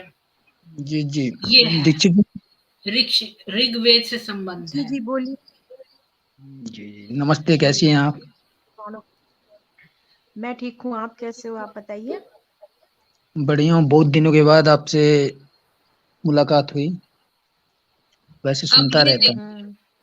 दीक्षित जी, मैंने ढूंढ के निकाला है, ये उपनिषद मैं कवर कर चुकी हूँ। अब से 20th नंबर का उपनिषद था, अभी हम 38 पे चल रहे हैं। ये था निर्वाण उपनिषद। तो इसमें निर्वाणा ही तो मोक्ष है। जी जी जी। तो निर्वाण के विषय में विशद विवेचन प्रस्तुत किया है। तो इसमें शुरू में तो परमहंस सन्यासी के बारे में बताया, दीक्षा देवर्षण वगैरह के बारे में, और फिर यज्ञोपवीत शिखा तथा मोक्ष की वास्तविक स्थिति सन्यासी के लिए क्या है, ये बताइए। अच्छा, मोक्ष की स्थिति सन्यासी, मतलब मोक्ष हाँ, की स्थिति सन्यासी के लिए है। हाँ, तो इसमें सबसे पहले मतलब सन्यासी को डिफाइन करना पड़ेगा। सन्यासी 5-6 प्रकार के हैं ना, वो तो हम काफी समय से सुन रहे हैं। सन्यासी के जो प्रकार हैं, उसमें मोक्ष मिलना कोई इतना आसान नहीं है। इसके लिए मतलब सन्यास लेना पड़ेगा। और नहीं, गृहस्थ में हम तो जो है वो विमेन के लिए तो गृहस्थ में ही रहते हुए और सन्यास ले, यहीं पे खत्म हो जाता है ये, यानी ये बहुत छोटा सा है। जी जी। नहीं, अच्छा फिर भी मैम, कंफ्यूजिंग सन्यासी। ये हो जाता है ना कि सारे जैसे उपनिषद आप नहीं अच्छा हाँ, आर्यन जी कुछ कह रहे थे आप? नहीं जी, आप बोल लें, मैं चुप हूँ। हाँ, तो मैं ये कह रही थी कि जो उपनिषद आप कर रहे हैं उसमें कंफ्यूजन ये हो जाता है, जैसे योग से रिलेटेड है। जी जी, बोलिए आर्यन जी। मैं नहीं बोल रहा हूँ, आप बोल लीजिए, मैं तो चुप हूँ। हाँ, मैं ये कह रही थी प्रीति जी, जो योग से रिलेटेड है और जो थोड़ा सा जैसे ब्रह्म और पर ब्रह्म, जैसे जवाली उपनिषद है, और वो एक और याद नहीं आ रहा, तो आपको सबका वो करना पड़ेगा, आपको अलग अलग कलेक्ट करने पड़ेंगे। ये देखो जैसे योग से दीक्षित जी, रिलेटेड मैंने है परसों जिसमें परसों रात को बैठ के मैंने देर रात तक ये बनाया था। इसमें मैंने इस डॉक्यूमेंट में बनाया कि किस उपनिषद में क्या दिया है। जैसे अथर्वशीर में रुद्र वर्णन किया है, अध्यात्म उपनिषद में आत्म तत्व के बारे में बताया, इसमें अवधूत सन्यासी के बारे में, इसमें आत्मदेव की पूजा के बारे में। तो ये सारे मैंने लिखे हैं। और आपने कहा था ना कि वो अष्टांग योग वाले अलग कर लूं, तो शुरिको उपनिषद में अष्टांग योग के बारे में दिया है, जबालों में भी अष्टांग में के बारे में दिया है, जबाल दर्शनों में मतलब। और इसी तरह मैंने इसमें जी निर्वाणा जी के बारे में, निर्वाण उपनिषद के बारे में दिया है। मंडल ब्रह्मणोपनिषद में भी अष्टांग के बारे में दिया है थोड़ा सा, क्योंकि एक एक टॉपिक में कई कई चीजें दी है। योग तत्वों में योग मार्ग दिया है, शांडिल्यों में भी योग और ब्रह्म विद्या दी है। तो ये मैंने अभी तक बनाए हैं इतने कि किसमें क्या दिया है। तो इससे मुझे ढूंढने में इजी रहेगा। हाँ, क्योंकि इतना सारा लिखा हुआ था तो मैंने सोचा तो बहुत टाइम लगेगा इसमें एक एक चीज, और उसमें से कॉपी पेस्ट नहीं कर सकती क्योंकि वो पिक्चर है सारी। तो उसका जो है ना, मैं अच्छा एक चीज वर्ड्स टाइप करने पड़ेंगे मेरे को। बोलिए। ओके अच्छा मैम, एक बात और मैं कह रही थी, एक बार आपने बोला था कि 108 उपनिषद हैं और उनमें से 11 मेन है। आपको याद है ये बात? 11 मेन है। हाँ जी, जो 11 मेन है तो उनको अलग मार्क कीजिएगा कि ये 11 मेन है और इसमें क्या है, क्योंकि ये जो चीजें हैं ये आपका सेकेंडरी हो जाती है, और जो वो 11 है तो वो जब करिएगा उसमें एक ब्लू डॉट या रेड डॉट कर दीजिएगा, तो वो ये क्लियर हो जाएगा कि ये मेन है हमारे। हाँ, तो वो और जो मेन वालों में मैं जो होता अगर क्या है, कोई जब कर कोई चुकी पूछने हूँ आता है तो उसमें भी लिख दूंगी मेन। सॉरी, बोलिए। हाँ, तो उसमें क्या होता है, एक्चुअली कम समय में आदमी ज्यादा जानना चाहता है। जो मन में आते हैं तो ये लगता है 108 उपनिषद, जाहिर सी बात है, इतने ऋषि थे, इतने महर्षि थे, सबने अपनी अपनी बातें लिखी हैं, इसी वजह से वो 108 उपनिषद है। और बाकी तो अनगणन ना जाने कितने लोगों ने क्या लिखा है, कितने लोगों ने ना जाने क्या लिखा है, तो वो तो अच्छा, हमारे लिए कोई इम्पोर्टेंट रखते नहीं। दीक्षित जी, इसी बात पे मैं थोड़ा सा ऐड करना चाहूंगा। जो उपनिषद लिखने की जो परंपरा आई, तो क्योंकि वेदों की भाषा इतनी गूढ़ थी, वो सबकी समझ में नहीं आ रही थी, तो हमारे महर्षियों ने उसको आसान भाषा में प्रस्तुत किया। तो 11 मुख्य रूप से हैं। बाकी जब लिखे जाने लगे उपनिषद, तो उपनिषद कल्चर इतना फेमस हो गया, फिर लोगों ने तरह तरह के उपनिषद लिखने प्रारंभ कर दिए, तो इसलिए वे 108 तक पहुंच जाती है संख्या। वो जो लोग लिखते हैं ना उसको भाष्य कहते हैं। भाष्य अलग, भाष्य तो एज ए आर्टिकल आप अपना जैसे आर्टिकल, बिल्कुल नहीं। अब अर्जुन, मैं इसके लिए बड़ा साधारण सा एग्जांपल देता हूँ। गीता अर्जुन के लिए आई, बैटल फील्ड में था अर्जुन, तो उसके लिए क्या नाम, उसमें कर्म उसका लड़ना था, तो उसने उस पे अप्लाई किया। अब मुझे लाइफ में पढ़ना है या कोई और अन्य कार्य करना है, आपको क्या नाम नौकरी करनी है, तो आप गीता को अपने हिसाब से अप्लाई करोगी इस पे। जैसे कर्म योग में निष्काम कर्म का जो कॉन्सेप्ट दिया है, तो निष्काम कर्म आप अपने प्रोफेशन में भी अप्लाई कर सकती हो, मैं अपने पढ़ाई में भी अप्लाई कर सकता हूँ, तब उसका रिजल्ट और बेहतर होगा। क्योंकि मैं पहले से ही ये सोच के पढ़ूं कि मैं टॉप हो जाऊंगा, तो फिर उस संशय में मैं दब जाऊंगा। मेरा जितना प्रयास रहेगा इस डर में बीतेगा कि कहीं मैं फेल ना हो जाऊं, कहीं मैं अपनी एक्सपेक्टेशन से कम ना पा जाऊं। तो इस कि मुझे लाभ होगी कि हानि होगी, इस भाव से ऊपर उठ के मुझे काम करना होगा। तो इसको मैं पढ़ाई में भी अप्लाई कर सकता हूँ, लेकिन अर्जुन के लिए वे युद्ध भूमि में अप्लाई करना था। तो इसको मतलब डिफ्रेंशिएट करना ही क्या नाम है, आर्टिकल लिखना होता है, भाष्य लिखना होता है। जी प्रीति जी, मैंने कुछ गलत कहा? अगर नहीं, आप सही कह रहे हैं। और वो जो है नहीं, वाले आपने जैसे सही जी कहा, कह हम रही है लोग ना, मैं इसीलिए मेन सुन वाले रहे थे अलग कि आप मार्क कर दूंगी। मैं मेन वाले अलग मार्क कर दूंगी। जी जी जी, एक्चुअली आर्यन जी, मेरा कहने का ये मतलब था कि आदमी कम समय में ज्यादा जानना चाहता है। अच्छा, मेन क्या है, उसमें क्या है ये बताइए। अच्छा, योग दर्शन क्या है, योग दर्शन में बताइए। तो इसलिए प्रीति जी को आसान हो जाएगा, इसलिए मैंने बोला कि प्रीति जी जब मेन अलग करेंगे और उससे क्या निकल के आता है, तो वो चीज हमारे लिए इजी हो जाएगी। जो हमारे 4 वेद हैं और 11 उपनिषद है, उसके बाद जो 6 दर्शन हैं, यह मुख्य रूप से इतने महत्वपूर्ण हैं कि इनमें वैज्ञानिकता भरी पड़ी है। आप देखोगे, जो अपने आप को सैम हारिस बड़ा नास्तिक मानता है, उसने भी वेदांत को अप्रिशिएट किया है एक जगह पे। और बहुत सारे ऐसे वैज्ञानिक देखिए हैं। कौन अप्रिशिएट, जी जी, जी जी बोलिए।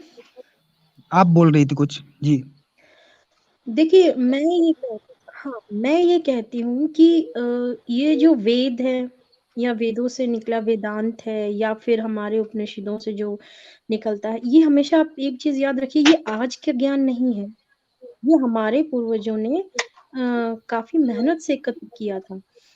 तो हाँ, मैं ये ज़रूर कहूँगी कि जो इस समय कहते हैं कि नहीं, वो पहले की जितनी सोच थी वो तो बस यूँ ही नहीं है, क्योंकि हम लोगों ने कभी वेदों को पढ़ा ही नहीं। कभी उपनिषदों को मैंने ध्यान से पढ़ देखिए, ली या कुछ है, देखिए उस और स्टोरी तक समस्या, ही अपने ज्ञान को सीमित कर लेते हैं। जी जी, अब देखिए क्या नाम है, जी, जी, बोलिए। समस्या तब हो जाती है, मैं उन लोगों से बड़ा चिढ़ता हूँ जो हर बात में क्या नाम है विज्ञान को ऐड कर देते हैं कि सनातन में तो ये भी है वो भी है फलाना है ढिमकाना है, सारा कुछ सनातन से दिया गया है। ये क्योंकि अध्यात्म का जो काम है वे मन पे काम करना है। कोई विज्ञान आपको ये नहीं बता पाएगा कि क्या नाम मन पे काम कैसे करना है। सारे भाव मन से उठते हैं, सारी कमजोरियां मन से उठती हैं। तो अध्यात्म का काम मन, आपके मन पे काम करना, विज्ञान का काम आपके भौतिक जीवन को आसान करना है। जैसे विज्ञान मुझे कुर्सी बना के दे सकता है, विज्ञान मुझे लैपटॉप बना के दे सकता है, लेकिन क्या नाम है मेरे मन को, जैसे अभी अभी क्या है ज्ञानी तो हम बहुत हैं, हमने बम बना रखे हैं, इतने भयानक भयानक बम बना रखे हैं कि हम दुनिया को कई बार नष्ट कर सकते हैं, लेकिन आध्यात्म इसी चीज से रोकता है। तो हमें ये समझना होगा कि क्या नाम हमें हर चीज में क्या नाम है, जैसे कुछ लोग आ जाते हैं कहते हैं ये भी सनातन ने दिया वो भी सनातन ने दिया। हाँ, ये सत्य बात है कि हमारे ऋषि हमेशा दोहरी जिंदगी जीते थे। एक तरफ वे क्या नाम है साइंटिस्ट थे, रिसर्चर थे, रिसर्च करते थे विभिन्न विषयों पे, और एक तरफ वे आध्यात्मिक थे। एक अच्छा वैज्ञानिक जो होगा उसके लिए अध्यात्म बड़ी आसान चीज होगी, जो वैज्ञानिक होगा। क्योंकि हमें हमें तो सीधा सीधा सा, कई लोग कहते हैं ना, जैसे आप जाओगे आर्य समाज में, आर्य समाज कहते हैं कि ईश्वर एक ही है। मैथमेटिकल कैलकुलेशन के हिसाब से भी n इक्वल टू n+1 होता है। n का होना अपने आप में n+1 का होना सिद्ध कर देता है। ठीक, तो अगर एक का होना दो सिद्ध करता है तो इसको जोड़ते जाइए, दो से चार भी हो सकते हैं। ठीक, तो हमें हमें समझना होगा कि हर जगह अध्यात्म का जहाँ काम है वहां अप्लाई करना चाहिए। लेकिन आप ये दावा करोगे जैसे हमारे ऋषि महर्षि रिसर्च करते थे, आज हमने क्या कर दिया, सनातन समाज के पीछे होने का कारण क्या रहा कि हमारे ऋषि महर्षि तो बड़े कणाद से लेके सुश्रुत से लेके चाणक्य से लेके भास्कराचार्य प्रथम द्वितीय से लेके क्या नाम है इतने इतने बड़े बड़े साइंटिस्ट और ऋषि महर्षि हमारे हुए हैं जिन्होंने बहुत सारी थ्योरी दी।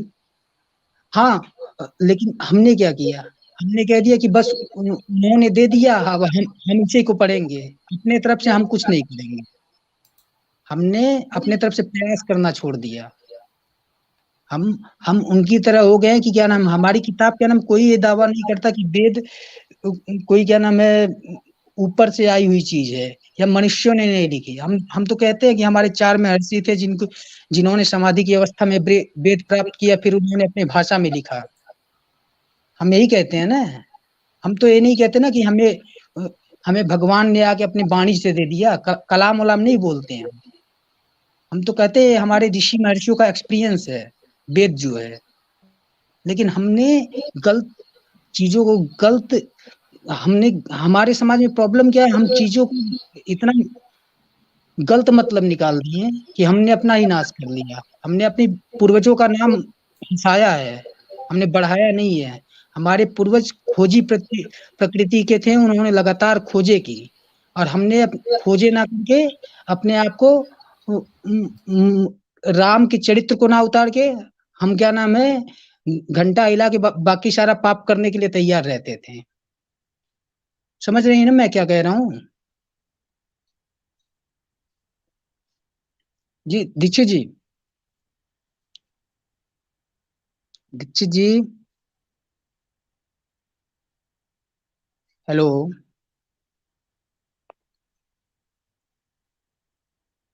हेलो। हाँ, सुवेद दर्शन जी, आपका स्वागत है। बोलिए, आप कुछ बोलिए। हाँ, नमस्कार। सबसे पहले तो मैं सबको मैम मेरी नमस्कार आवाज आ रही करता है? हूँ। आ रही है? हाँ, आपकी मेरी आवाज आप सबको आ रही है? हाँ, बहुत अच्छी आ रही है। जी जी आ रही है। जी, पहले तो मेरी तरफ से सबको नमस्कार। और मुझे अपनी इस स्ट्रीम में मौका देने के लिए आपका बहुत बहुत धन्यवाद। अब धन्यवाद। मैं सिर्फ आपके इस स्ट्रीम को काफी दिनों से देख रहा हूँ और दूसरों की भी स्ट्रीम को मैं बहुत अच्छे से देखता और सुनता हूँ। और मैं चाह रहा हूँ कि मैं भी अपना व्यू पॉइंट जो है, जो कि मैंने कई वर्षों की स्टडी से पाया है, वो भी आपको बताऊं। तो इसमें सिर्फ फर्क ये है कि आप सब लोग जिस ढंग से सोच रहे हैं और बात करते हैं, मेरा ढंग थोड़ा उससे बिल्कुल डिफरेंट है। मैं उसमें एक बिल्कुल ही अलग अप्रोच से आपको बताना चाहूंगा। और उसमें ये है कि over the period of time मैं जो कुछ ज्ञान यहाँ पे बताया जाता है, वो हालांकि आपके अपने सुवेद पॉइंट ऑफ व्यू दर्शन से जी। जी बिल्कुल ठीक प्रतीत होता है, पर वो उतना ठीक है नहीं। उसका कारण है कि जैसे आप वेद को लें, हम वेद को पढ़ते हैं, तो जब हम वेद को पढ़ते हैं तो वेद जो है नेसेसरीली और कुछ नहीं है, शब्द है, भाषा है, एक पटल है जिसपे शब्द लिखे हुए हैं। और उन शब्दों को हमारे ऋषि मुनियों ने लिखा था। और जब लिखा था तो उसमें उन्होंने कुछ सोच के, कुछ अर्थ समझ के उसको लिखा था। अब बहुत सारे साल बीत जाने के बाद अब हुआ ये है कि हमें वो अर्थ जो है वो भूल गए हैं और हम उनको निकाल भी नहीं पा रहे हैं। हमें वो पता भी नहीं है कि हमें वो कैसे निकालने हैं। तो हम लोग क्या कर रहे हैं, उन शब्दों के अपने अपने अर्थ बना रहे हैं। और जब हम अपने अर्थ बनाते हैं जो प्रचलन में है और जो कई वर्षों से प्रचलन में है और रादर सदियों से प्रचलन में है, हम उसी के अनुसार ही अपने ज्ञान को उससे प्राप्त करते हैं। जो ये जरूरी नहीं है कि ये ज्ञान वही हो जो ऋषियों ने हमें दिया था। तो इस दिशा को लेकर के मैंने बहुत गहरी रिसर्च की। तो और उसमें मैंने पाया है कि ये जो ऋषियों ने लिखा है, चाहे वो वेद है, चाहे उपनिषद हैं, चाहे कोई और शास्त्र है या गीता है, तो जब हम उसको इंटरप्रेट करते हैं, कर रहे हैं, तो उसमें से बहुत कुछ जो हम प्राप्त करते हैं हमें बड़ा रहस्यमय लगता है, जबकि ऐसी स्थिति है नहीं। और मैं भी बड़ा अचंभित होता हूं जब मैं सही अर्थों को प्राप्त करके उनके उसमें से जो ज्ञान है वैसा ही प्राप्त कर पा रहा हूं जैसा कि ऋषि मुनियों ने लिखा था। तो ये है तो बड़ी सिंपल सी बात देखने में, मगर समझने में उतनी ही मुश्किल है। तो अभी तक जो मैंने कहा शायद आप समझे होंगे। तो अगर कहें तो मैं फिर आगे बढ़ने की प्रयास करता हूँ।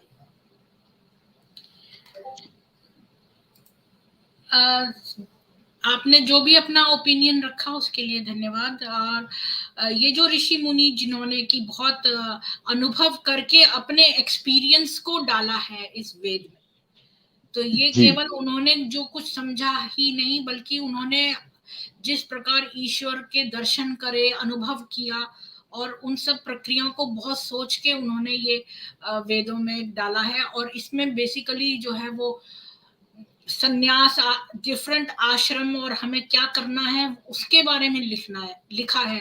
तो हमें जो डिफरेंट टाइप के संन्यास हैं, कितनी तरह की भिक्षाएं हैं, क्या है, वो सब सिद्धांत लिखे हैं कि अगर हमें ये करना है तो हम ये करें। तो उस तरह से लिखा हुआ है। तो जब हम इसको अच्छी हिंदी के शब्दों का प्रयोग करेंगे, जब हम अच्छी हिंदी पुस्तकें पढ़ेंगे तो हमें शब्दों का भी ज्ञान होगा, क्योंकि आजकल हम जो है मिक्स्ड लैंग्वेज बोलते हैं और बहुत सारा उर्दू वगैरह भी बीच में आ गया है। तो अगर हम अच्छी पुस्तकें घर में पढ़ेंगे, जैसे मेरे घर में बचपन में मेरी मम्मी जो है कभी सरिता नहीं मंगाती थी, हमेशा कादम्बिनी नहीं मंगाती थी, क्योंकि मेरी मम्मी कहती थी कि बच्चे भी उलट लेते हैं ऐसी मैगजीन्स। तो उसमें क्या है कि शब्द अच्छे दिए हुए थे, बड़ी क्लिष्ट हिंदी दी हुई थी कादम्बिनी में। और जो सरिता है उसमें जो बहुत ही लो टाइप की जो है वो हिंदी भी और उसके आर्टिकल्स भी उसी तरह से लिखे थे। और बाकी जो किताबें हैं जैसे मनोहर कहानियां, ये तो कभी हमने दर्शन ही नहीं करे। ये तो मैं रोड साइड पर बैठी हुई देखती थी, पर मेरे कभी हमारे घर में इस तरह की पुस्तकें नहीं आती थी। तो जैसी आप वोकैबुलरी अपनी रखेंगे, कि जिस टाइप की वो उच्च पुस्तकें पढ़ेंगे, आपका जो धीरे धीरे आप में परिवर्तन आने लगेगा और आप अच्छे शब्द और अच्छा आपका पूरा वो व्यवहार शैली बदल जाएगी, ऐसा मेरा मानना है। आप अच्छे वक्ता बन जाएंगे। जी नमस्कार सभी को। नमस्ते एक बेगम मिनट बेगम जी, नहीं, मैं यहाँ पे जी थोड़ा सा मैं आपकी बात को आगे ले जाता हूँ, थोड़ा सा मैं समय चाहूंगा। जैसे वेदांत क्या कहता है, उपनिषद क्या कहता है, जो भी हम हमारी इंद्रियां देख रही हैं वे भ्रम है, वे माया है, यही कहता है ना। अब विज्ञान क्या कहता है, विज्ञान कहता है जो दीवाल तुम देख रहे हो वे दीवाल नहीं है, वे क्या नाम 99.99% खाली है, या फिर अणु या परमाणु है। तो अगर एक वैज्ञानिक कह रहा है कि वे, अब क्योंकि आज के टाइम में वे टर्म आ गए अणु परमाणु खाली, इस टाइप से उसने कह दिया तो आप मान लिए। और हमारा वेदांत, हमारा उपनिषद वही लगातार कहते आया है कि इंद्रियां जो देख रही हैं वे सत्य नहीं है, माया है। तो उसमें इतना सोचने वाला विषय क्या है, आज तो प्रूफ भी हो चुका है भाई। नहीं, ऐसा नहीं है, ये बिल्कुल भी ऐसा नहीं है।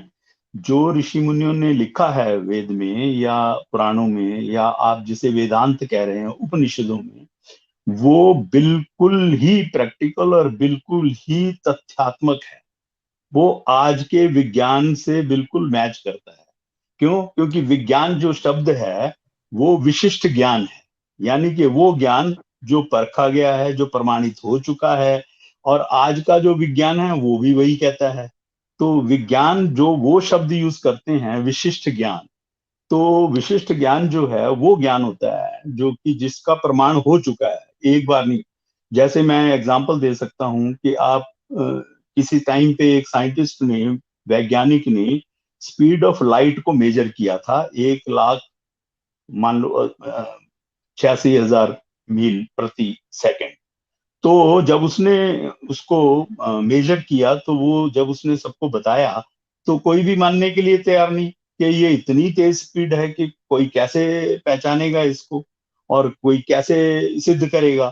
तो मगर आज की डेट में ऐसा हो चुका है कि 40 ऐसे अलग अलग वैज्ञानिक हैं जिन्होंने अलग अलग ढंग से इस स्पीड ऑफ लाइट को एग्जैक्टली वही निकाल लिया है।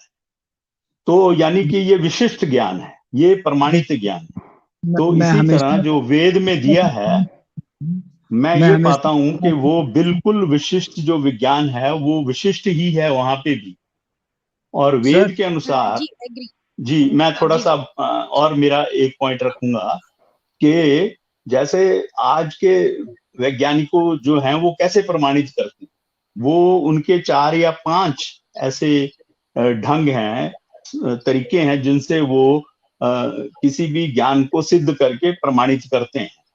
मगर जो वेद के अनुसार उसमें 15 ऐसे ढंग हैं जो कि आज के वैज्ञानिकों से भी 3 गुना ज्यादा है, जिनसे आप सिद्ध कर सकते हो कि ये सही है। जी सर, आगे आपके।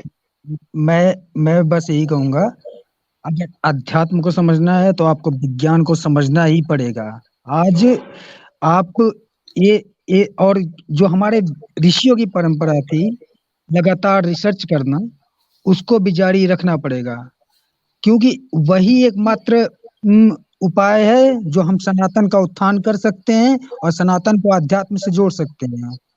आपने ठीक। बिल्कुल सही कहा आर्यन जी, जी क्योंकि आर्यन जी, उनकी मैं जो नॉलेज है उसका हम बेनिफिट उठा सकते हैं, जो इतनी हमारी प्राचीन काल से जो नॉलेज चली आ रही है। और ये भी देखिए कि प्राचीन काल में जो है इन लोगों के पास ऐसी विद्याएं थी, जो हम एक कहानी बहुत सुनते हैं कि 4 ब्राह्मण जा रहे थे, उन्होंने एक शेर का जो है वो कंकाल देखा, तो जो पहले 3 थे उन्होंने मंत्रोच्चारण से उसमें मांस प्रकट कर दिया, उसमें स्किन और हड्डियां ला दी और उसको जीवित करने की उनमें क्षमता थी। तो सोचो ऐसी चीजें भी एग्जिस्ट करती थी तब। नहीं पॉसिबल अच्छा पॉसिबल बेगम बात जी को भी मैं एक चांस मैं देना इसमें चाहती हूँ, एक वो चीज ऐड बोलेंगी। करूंगी। जी जी हाँ, बोलिए बोलिए।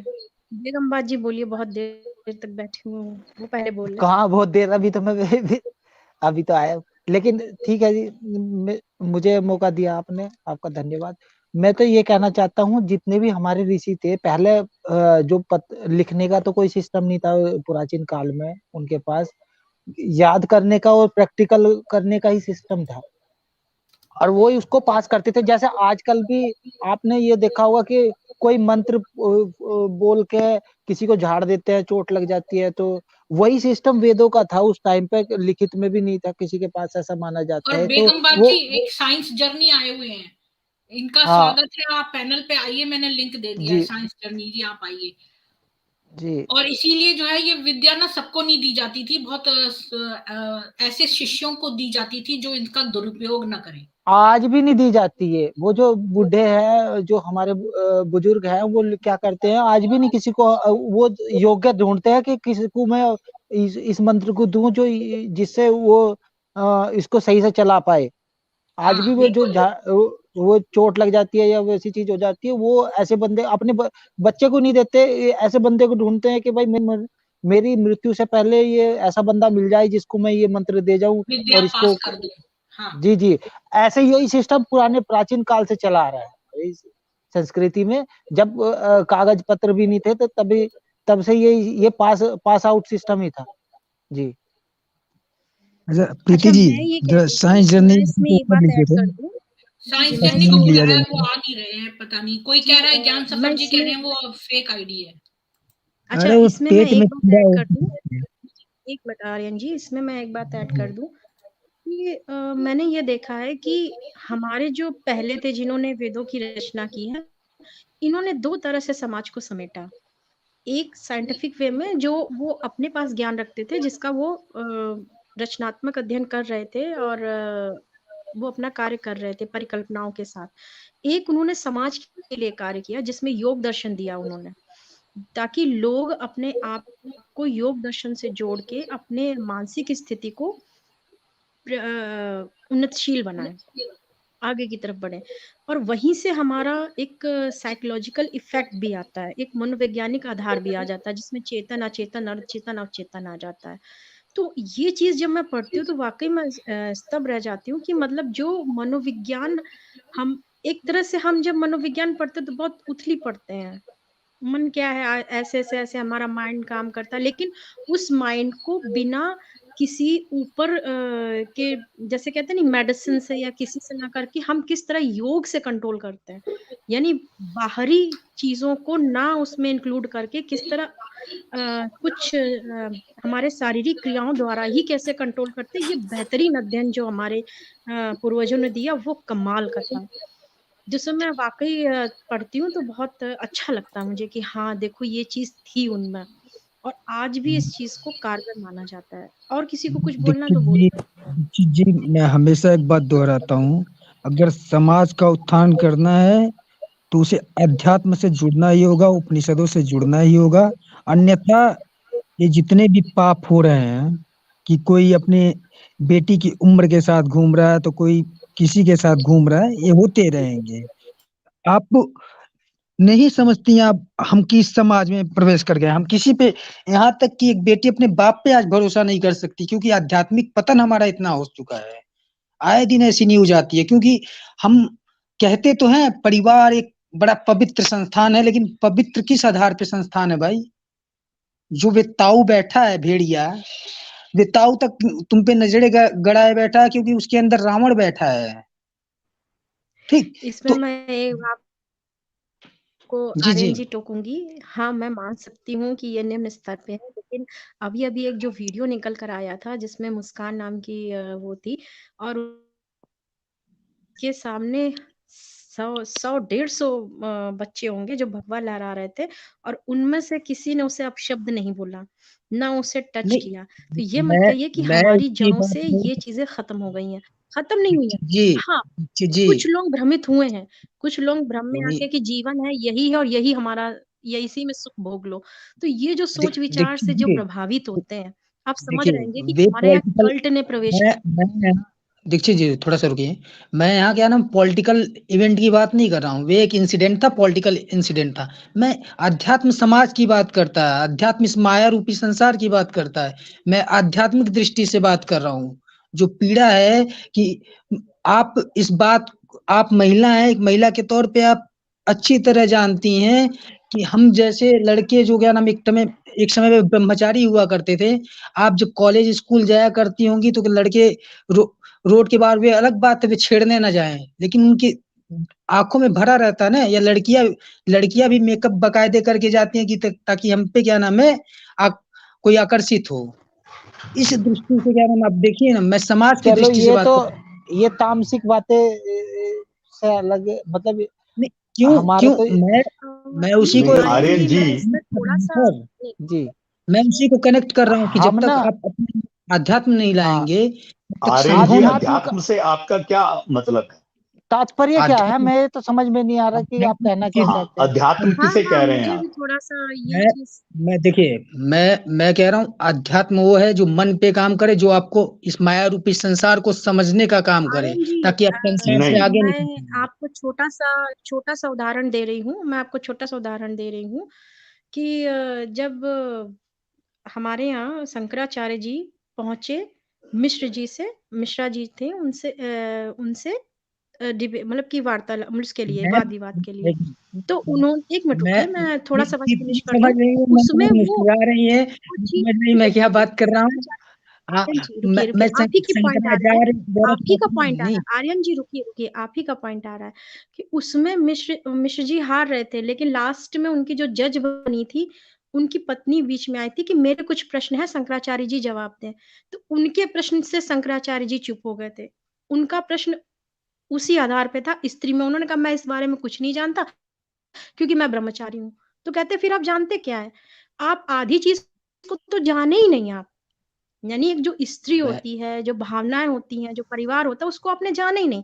तो वो चीज आप दूसरी जगह पहुंच गए अध्यात्म से, इस वजह से दो लोगों ने और लोगों ने टोका। बस ये बात है। मैं यहाँ क्या नाम है, किसी को क्रिटिसाइज करने, किसी को अप्रिशिएट करने बिल्कुल नहीं आया। मैं यहाँ प्रीति जी के चैनल पे आया क्योंकि अध्यात्म से रिलेटेड बातें हो रही थी। तो अध्यात्म का विषय ही है संसार, ये माया। और नहीं नहीं, माया में बिल्कुल। क्या चल रहा है, वे सारे हाँ, विषय यही हैं मैं कह रहा अध्यात्म के। हूँ। देखिए, पता है हम सब मैं सनातनी थोड़ा जो सा, है ना, उनमें एक कॉमन बात है कि कोई भी टॉपिक आता है तो सब अपना अपना जो है वो पक्ष रखने लगते हैं। और यही ये मैं एक बहुत खूबसूरती ही है प्रीति जी, इम्पोर्टेंट बात ये बताना चाहता एक हूँ। बहुत चीज अच्छी चीज है। एक मिनट, मैं इस जगह हाँ, एक पॉइंट अगर डाल मेरे दूं। को ये ये बहुत बहुत अच्छी आप, अच्छी चीज है चीज भी है, कि हमारी हम लोग यूएसपी वाद है विवाद सनातन की। करते हैं। जी, वाद सनातन विवाद की करते हैं, यूएसपी है। और उसमें जो चीज निकल के आती है वो सबको स्वीकार होना चाहिए। यानी मेरा अच्छा, अभी आर्यन हमारे जी से डिस्कशन से जो भी निकल के आएगा मतभेद हो वो सकता, प्योर, मनभेद। हाँ वो नहीं, प्योर निकल मैं के नहीं जो आएगा। पॉइंट जी एक रखना बिल्कुल। चाहता हूँ, अगर कोई आप मेरे को उसमें इजाजत दे तो ये मैं साइंस एक जी पॉइंट। जी, जी आप वहां से मत कमेंट करिए, जी आपको जी आना है तो पैनल पे आइए प्लीज। और आप सब लोगों से मैं विनती करती हूँ कि दीक्षित जी और बेगम बाज जी को छोड़कर सब लोग अपना एक एक पॉइंट रख के थोड़ा सा एक जगह देते जाएं कि कोई आ सके पैनल पे। ये जीकेएम जी भी वेट कर रहे हैं, और एट अ टाइम में 6 लोगों से ज्यादा नहीं हो सकते। जी जी ये प्रीति जी, रिक्वेस्ट मैंने करूंगी, अपनी मतलब लगभग थोड़े सारी समय के बातें, लिए छोड़ के फिर से ज्वाइन कर लें, ऐसा करें। नहीं ठीक है, एक मैंने प्रीति जी, जी, लगभग मैं सारी बातें अपनी की है। आर्यन मैं जी एक और बात जो रखना सभी चाहता हूँ। पैनलिस्ट को छोड़ के दीक्षित जी को और प्रीति जी को, बाकी हमारे जो 3 भाई हैं उनको मैं ना हमारे प्राइवेट में उसका लिंक है जो टेलीग्राम का, उसको ज्वाइन कर लें आप। सनातनी भाई जी से। मेरा एक पॉइंट है, मैं वो रखना चाहता हूँ, फिर मैं हाँ जी हाँ जी आप रखिए, रखिए जी। बिल्कुल रखिए, एक रखिए एक रखिए पॉइंट सब रखिए लोग सर, रखिए, रखिए फिर जी, मैं ये रखिए। रिक्वेस्ट करती हूँ कि सब लोग ना दीक्षित जी और बेगम बाजी को छोड़ के बाकी लोग अपना पॉइंट रख के फिर निकल के फिर दोबारा से ज्वाइन कर लें जब खाली जगह हो तो। जी जी। अच्छा, मेरा पॉइंट ये है कि आपने आध्यात्मिक शब्द का प्रयोग किया। अब वो शब्द जो है उसका सिर्फ एक ही अर्थ है, और वो अर्थ अगर हम सबको बराबर पता हो तो हमारे में कोई परस्पर कोई कंफ्यूजन नहीं होगा। जो आप कहेंगे वो दूसरा भी वही समझ जाएगा। जैसे मान लो कि मैं आपको कहता हूं कि मैं 10 रुपए दे रहा हूं आपको, तो वो सब कोई उसको 10 रुपए ही समझेगा, कुछ और नहीं समझ सकता। ये हम कहीं इसमें कुछ निकालने की जरूरत नहीं है। अगर हमें आध्यात्मिक शब्द का सही अर्थ मालूम है और वो अर्थ अर्थ उस अर्थ से मिलता है जो ऋषियों ने समझ के प्रयोग किया था, और हम सब उसको जानना हमें आता है, तो हमारे बीच में कोई रहस्य नहीं रह जाएगा, कोई वाद विवाद नहीं रहेगा। ये एक बहुत ही इम्पोर्टेंट बात है, क्योंकि शब्द तो वही है। अगर हम उसको सब जगह एक जैसा जानते हैं या समझते हैं, या हमें वो ज्ञान दर्शन जी आता है जिससे कि हम उसका जी, अर्थ निकाल लें, तो हमारा अर्थ वो अलग अलग नहीं होगा मैं और कोई एक कंफ्यूजन नहीं रहेगा। बिल्कुल मैं एक ना स्पष्ट बात कहता हूँ इसमें। जिस शब्द को बोल के हमारे दिमाग में इमेज बनती हो वो स्पष्ट शब्द है। नहीं नहीं, आपका इमेज कुछ और बनेगा, मेरा कुछ और नहीं नहीं बनेगा, नहीं नहीं दीक्षित जी का नहीं कुछ सही। और बनेगा। अब आपने 10 का नोट बोला, हमारे समझ में आ गया कि हाँ, 10 का नोट कैसा क्योंकि होता है, 10 गिलेट की का भी जो होता है वैल्यू वैसे। है, जो अर्थ है, अब 10 का आप जो अर्थ अध्यात्म है। बोल रहे अभी आर्यन जी जो अध्यात्म बोल रहे थे, किसी के दिमाग में कोई इमेज बनी हो तो मुझे बताओ। नहीं, मैं उनसे पूछा मैंने कि अध्यात्म का क्या अर्थ है, वो नहीं बता पाए। अगर इतना बता सकते इतना तो अब भारी बता शब्द है दें। अध्यात्म। अगर आप आसान प्रैक्टिकली शब्द ले लीजिए, मैं आपको जी कहता हूं वेद शब्द ले लीजिए। मैं लास्ट बात सुवेद कहता जी हूँ। यहाँ पर लोगों की सुवेद जी यहाँ पर मैं लोगों की नॉलेज लास्ट टेस्ट बात नहीं हो कहता रही है हूँ।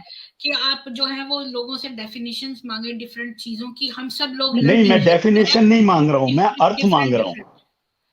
प्रीति जी मैं प्लीज, अर्थ पूछ रहा हूं। मैं समझती मैं एक हूँ कि चीज बोल हमको रहा जो हूँ। है ना मैं एक गाइडेंस चीज लेनी बोल रहा चाहिए, हूँ। हमारे शास्त्रों में जो लिखा है उसी से गाइडेंस लेके चलना चाहिए। मैं जी लाइफ जॉय बिल्कुल। प्रीति जी एडवेंचर जी बहुत देर से चुप हैं, उनको अपॉर्चुनिटी देना चाहती हूँ कुछ मैं बोलने मैं की। मैं एक लास्ट बात बोल दूं इस बात पे। देखिए, सनातन की एक सबसे अच्छी बात यह है कि आप अपनी यात्रा, में बार बार दोहराता हूँ और शायद प्रीति जी ने सुना भी होगा, ये आपकी व्यक्तिगत यात्रा है और आप अपने तरह से जारी रख सकते हैं। इसीलिए भाष्य परंपरा हमारे यहाँ है। ठीक, सबने अपने अपने हिसाब से चीजों को लिया है, अपने अपने हिसाब से एक्सप्लोर किया है। हाँ, जैसा कि दीक्षित जी ने कहा, हम में मतभेद हो सकते हैं, मनभेद नहीं होना चाहिए। बिल्कुल मेरे बिल्कुल। हिसाब से अब मेरे इनको हिसाब से लाइफ अध्यात्म। जॉय एडवेंचर जी को देते हैं एक पॉइंट बोलने के लिए। बोलिए जी। प्रीति जी नमस्ते, सबको मेरा नमस्ते। नमस्कार। मैं सुन रहा हूँ और मैं स्टूडेंट हूँ सनातन धर्म का। तो मैं आपसे यही सिर्फ बात करूँगा इस बारे में, किसी से मैं सिर्फ आपको एड्रेस कर रहा हूँ।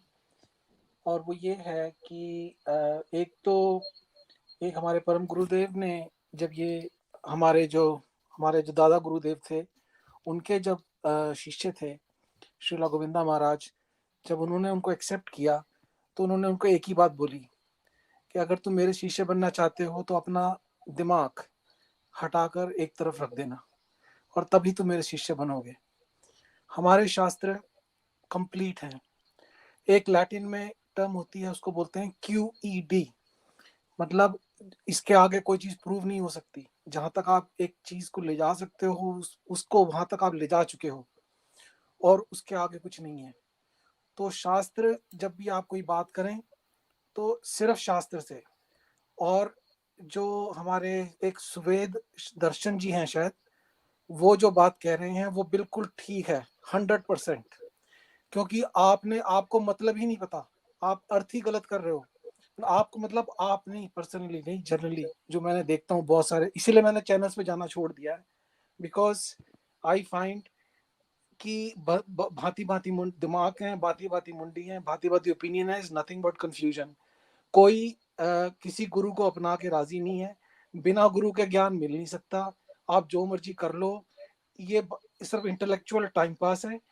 जब तक आप एक ज्ञानी के पास जाके ह्यूमिलिटी के साथ, भगवान श्री कृष्ण कहते हैं भगवत गीता में कि गुरु के पास जाके ह्यूमिलिटी से, हम्बलनेस से जाके उसको सबमिट करो और उससे ज्ञान लो, और फिर अपनी बुद्धि रखो पास साइड में। जब आप स्कूल में जाते हो टीचर से सीखने, आप टीचर से बहस नहीं करते हो, आप अपनी बुद्धि साइड में रख देते हो और उससे सीखते हो, और फिर आपको आता है, एक्सपीरियंस आता है। तो ये बहुत लंबी खोज है। मैं आपको विश यू वेरी वेल, क्योंकि आप डिस्कस करते हो ये सब बातें।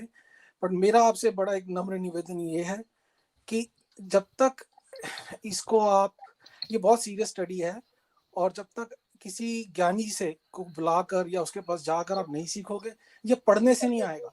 पढ़ने से कोई डॉक्टर नहीं बनता, पढ़ने से कोई मैथमेटिशियन नहीं बनता, आपको एक्सपर्ट के पास जाके सीखने से ही बनोगे आप। मैं आपको बहुत वो कह रहा हूँ, इसको गलत तरीके से ना ले प्लीज।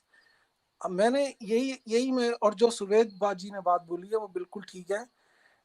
अर्थ का अनर्थ कर रखा है, अर्थ का बिल्कुल अनर्थ कर रखा है, पता ही नहीं है बोल क्या रहे हैं और उसका क्या मतलब है, इसलिए कंफ्यूजन है। तो मैं किसी को दोष नहीं दे रहा, कंफ्यूजन है। और कुछ हद तक हमारे जो समाज में भी जो है, अब जैसे आपने आज कह रहे हो ब्रह्म क्या है, अब भ्रम का मतलब कहाँ से लाओगे आप? अपने मन से थोड़ी लाओगे। भ्रम का मतलब आप शास्त्र से ही लाओगे। जो शास्त्र क्या डिफाइन कर रहा है ब्रह्म? लाइफ जो एडवेंचर जी, मैं ये कह रही थी कि मैंने तो इसीलिए, क्योंकि हमारे अपने अपने मत और हमारे अपने एक्सपीरियंस की वजह से हमारा दृष्टिकोण जो और परसेप्शन जो है, हम इन सब चीजों को जब हम पढ़ते हैं तो हमारे दिमाग में जो समझ आती है वो अलग अलग व्यक्ति की अलग अलग होती है, क्योंकि उनके अनुभव के अनुसार वो सोचते हैं। जी, लेकिन जो शास्त्रों में दिया हुआ है, और आपने सही कहा कि गुरु से हमें बहुत ही ज्ञान आसानी से प्राप्त हो सकता है। लेकिन जब मेरा मकसद यहाँ पर केवल ये था कि मैं किताबों में क्या लिखा है इस विषय में, केवल उससे रहना चाहती हूँ, उससे गाइडेड रहना चाहती हूँ, ताकि हम भटक न जाएं और अपने अपने ओपिनियंस एक दूसरे पर न थोपें। इसलिए हम जो है किताबों से गाइड हो रहे हैं, और इसीलिए मैंने किताबें खोलकर और उपनिषद, वेद और भगवत गीता और भगवत पुराण खोल के आपको आज के श्लोक दिखाए कि उसमें ब्रह्म, परमात्मा और भगवान के लिए क्या कहा गया है। मैं प्रीति जी आपको बहुत लेट ज्वाइन किया, सो आई डू अपोलोजाइज अगर मैं हाँ, तो आप शुरू में देखिए ना, तो मैंने उसमें डिफाइन किया है और इनका डिफरेंस बताया है कि ब्रह्म जो है वो निराकार है, और जो परमात्मा है वो साकार है, और जो साकार और लीलाओं के साथ है वो भगवान है। तो ये लाइफ एडवेंचर जी, मैं आपसे एक बात कहना चाहूंगी कि मैं उपनिषदों में एक चीज कहूंगी। जब हमारे यहाँ एक चीज आते हैं जिसमें हमारे जो याज्ञवल्क्य जी होते हैं, वो अपने गुरु से प्रश्न कर रहे होते हैं वैशंपायन जी से, और वैशंपायन कह रहे थे नहीं, मैं जितना कहूँ आपको उतना ही मानना है, पर वो प्रश्न करते जा रहे थे। तो वैशंपायन ने कहा ठीक है, मैंने जितना आपको ज्ञान दिया है वो ज्ञान आप मतलब उसका इस्तेमाल ना करें। उस कहते हैं उन्होंने वोमिट करके सारा उनका ज्ञान वापस कर दिया, और ये कहा था कि मैं जब मेरे मन में उठने वाले प्रश्न को गुरु आप नहीं शांत कर पा रहे तो मैं क्या करूं, मैं उसको उन प्रश्नों को लेकर मैं कहाँ जाऊं। तो जब आप अपने ही वेदों को और अपने ही उपनिषदों को पढ़ना शुरू करेंगे, तब आपको पता चलेगा कि गुरु प्रश्न, शिष्य जो होता है वो प्रश्न करता है गुरु से, और गुरु जो है उसके प्रश्न का उत्तर देता ही रहता है जब तक उसे शांत ना कर ले। और जब शिष्य शांत हो जाता है तो वो गुरु के बराबर पे आता है। तो ये जो चीजें बराबर पे नहीं आता, तब वो गुरु को और ज्यादा महत्व देता है। तो ये जो प्रश्नोत्तरी होता है या मन में जो कुछ होता है, तो आपने शुरुआत में एक शब्द बोला कि दिमाग इस्तेमाल नहीं करना, कि शिष्य पूछ नहीं सकता है, या वो ऐसा नहीं है। शिष्य पूछ सकता है और गुरु बोल सकता है, और गुरु को तब तक, जब तक वो शिष्य बोल रहा है, जब तक उसके प्रश्नों का उत्तर नहीं दे रहा, शिष्य को उसे गुरु को सम्मान देते रहना चाहिए। ये हमारे यहाँ एक कहानी निकल कर आती है। ये बिल्कुल ठीक बोला आपने दीक्षित जी, कि सब हमारे सारे जितने भी ग्रंथ है वो सब प्रश्नोत्तर से ही हैं, और तब तक वो शिष्य जो है वो प्रश्न करता रहता है जब तक उसकी जिज्ञासा शांत नहीं कर देता गुरु। अब मैं जी को भी मैं क्लैरिफाई कर दूं, मैंने प्रश्न उत्तर की बात नहीं करी, मैंने बोला है कि दिमाग का मतलब ये है कि आप अपना ओपिनियन यूज नहीं कर सकते। हाँ, आपने ठीक कहा, मैं तो एक जनरल बात कह रही हूँ, आपने जी, अपना जी। पक्ष चलो, रखा है। मैं ओपिनियन यानी विचार ही होते हैं। हमारा विचार आया मन में, मेरी एक ओपिनियन है या मेरा एक प्रश्न आया या मेरे मन में कुछ भी अगर उथल पुथल है तो गुरु हर उस चीज को शांत करता है, इसीलिए मैंने बात जी। कही है। तो तो मैं गुरु से ये प्रश्न अब मैं वही ये करना वही या तो जीकेएम जी यही को, वही विचार तो अब व्यक्त आप हम सब करना कोई लोग बुरा नहीं। शांत हो जाइए, और ये सुवेद दर्शन जी, आप और लाइफ एडवेंचर जी, आप दोबारा आइएगा, और अभी आप स्टूडियो छोड़ दें, और ये मैं जीकेएम जी को देना चाहती हूँ थोड़ा सा बोलिए आप। जीकेएम जी, आपकी बारी है, आप बोलिए। जी जी, सभी लोगों को नमस्ते। नमस्ते। प्रीति जी को, दीक्षित जी को, जगन्नाथ जी को, कैसे हैं आप लोग? और सभी व्यूअर्स को सभी अच्छे हैं। आज जीकेएम जी, मैं सुबह JKM उठी जी। तो मेरे दिमाग में पता क्या आया सबसे पहले, कि वो जो आप गाना गा रहे थे ना उनके चैनल पे, कि ईश्वर सत्य है, सत्य ही ईश्वर है, आपकी आवाज और आपके बोल मेरे कान में आ रहे थे आज सुबह जब मैं उठी तो। नहीं प्रीति आप जी, ही थे आज ना? मैं एक भजन सुनाता हूँ पहले। हाँ, पहले 1 मिनट ये अपनी बात खत्म कर लें। जीकेएम जी, उन्हें तो हमने बोलने नहीं दिया। जी जी, हाँ, फिर मैं एक भजन सुनाऊंगा। ठीक है, और उसी के जी। साथ हम इस स्ट्रीम को खत्म करेंगे, आपके भजन के साथ। ये मेरे लिए बहुत सौभाग्य की बात है कि जो है मेरी जो है सुरीली आवाज आपके कानों में गूंज रही थी। वैसे 1 मिनट JKM जी, सॉरी JKM जी रुकिए। नीचे साइंस जर्नी जी लिख रहे हैं, मैंने JKM वही है जिनको मैंने धो दिया था। अरे साइंस जर्नी जी, आपको इंडिक दर्शन में कितनी बार बुलाया गया था? आप पहले बताइए उनके पैनल पे आप क्यों नहीं गए थे? वो वेट कर रहे थे आपका, मैंने बुलाया था, अभी कह तो रहे थे ये हम नहीं लिंक आए। भेज रहे हैं, आप आइए।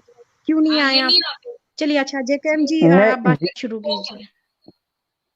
जीकेएम की बात साइंस जर्नी से हुई ही नहीं है। मैं ये भी कन्फर्म कर दूं। ये फेक आईडी है। वो ज्ञान सफर बोल रहे थे कि ये जो साइंस जर्नी का नीचे है, ये फेक आईडी है। हाँ, ये साइंस जर्नी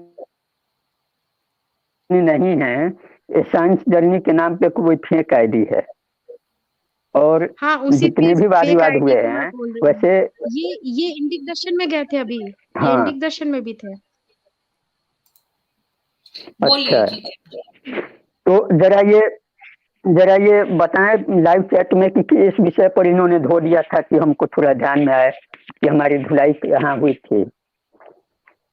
हाँ जी, साइंस तो जर्नी जी, आप बताइए, आपने जीकेएम जी को कहाँ धोया था, वो बताइए।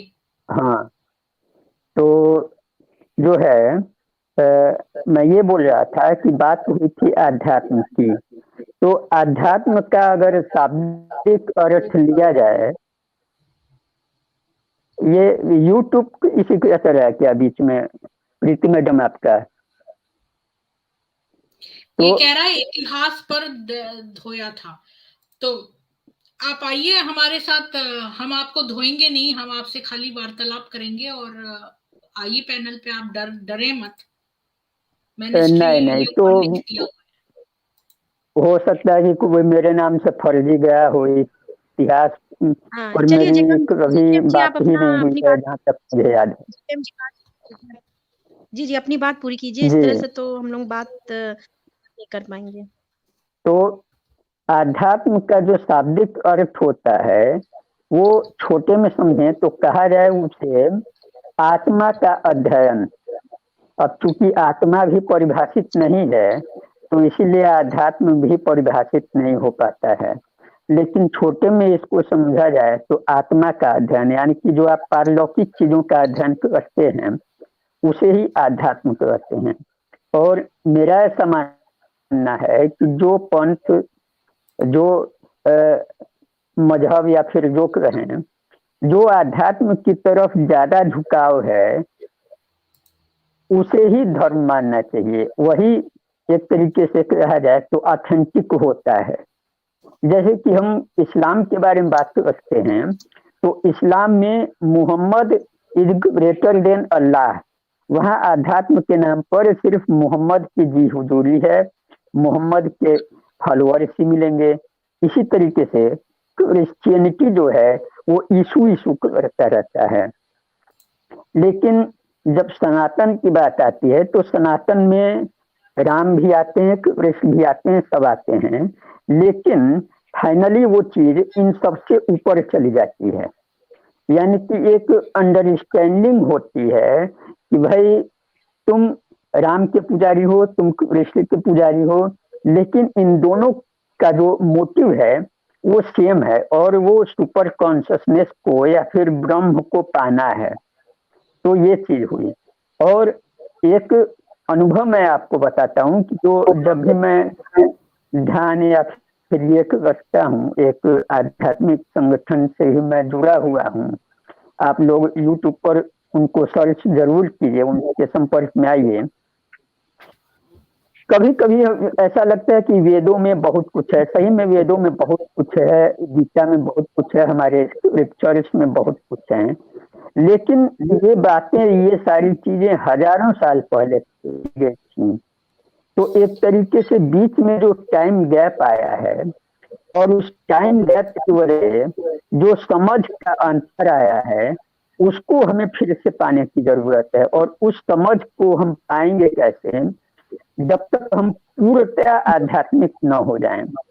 जैसे कि अगर आज हम कंप्यूटर यूज कर रहे हैं, अगर कोई 40s का या 50s का जो IBM कंपनी ने फर्स्ट कंप्यूटर बनाया था, ये साइंस जर्नी जी क्या बोले फिर?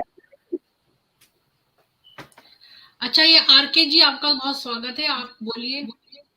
जी नमस्ते। नमस्ते। हाँ, तो मैं यही था कि भाई जी जैसे मेरी आवाज आ रही है। अब मैं ये आरके जी बोलेंगे और इसके बाद बेगम बाजी अपना भजन सुनाएंगे और फिर हम क्लोज करेंगे ये स्ट्रीम आज के लिए, फिर कल फिर जुड़ेंगे। मेरी बात पूरी नहीं हुई है मैडम। तो आप एक लाइन में अपनी बात खत्म करिए जी केम जी। ठीक है, एक लाइन में मैं खत्म करता हूँ, लेकिन ये समाप्त नहीं होगी बात एक लाइन में, आगे इसको हम किसी और स्ट्रीम में करेंगे। ये बहुत बड़ा विषय है और बहुत सारे घंटे लगेंगे, पर चूंकि मैं फ्री की मेंबर हूँ और मेरे पास खाली महीने के 20 घंटे मिलते हैं, तो मैं जो हूँ वो लिमिटेड हूँ अपने आवर्स में, इसलिए मैं बहुत समय तक नहीं कर सकती हूँ, इसलिए ये मेरी एक लिमिटेशन है। जी जी नहीं प्रीति जी, कल एक ईमेल आईडी से अगली दूसरी बना लीजिए ना, क्या हो गया? कल बना लेना, एक इसमें 1 सेकंड लगता है, उनमें तो 1 मिनट भी नहीं लगती। जी ऐसा करते हैं प्रीति जी, मैंने तो 10-12 बना लिया ऐसी। अच्छा ठीक है, 10-12 बना रखी है। ये बात आप प्राइवेट चैट में करें, ये बात आप प्राइवेट चैट में करें। जी जी जी। और वैसे वो कितना चार्ज करते हैं महीने का? नहीं, अभी फ्री मेंबरशिप में तो नहीं, पर अगर आप ज्यादा यूज करेंगे तो फिर आपको $25 करीब पर मंथ देने पड़ते हैं। अच्छा। और इतनी मेरी इंटरनेट की वो है यूसेज, तो मतलब ये उतने ही लगभग चार्ज कर लेते हैं। हाँ जी केम जी, आप अपनी लाइन बात खत्म करिए, फिर आरके जी बोलेंगे और फिर बेगम बाजी भजन सुनाएंगे और फिर हम ये स्ट्रीम क्लोज करेंगे।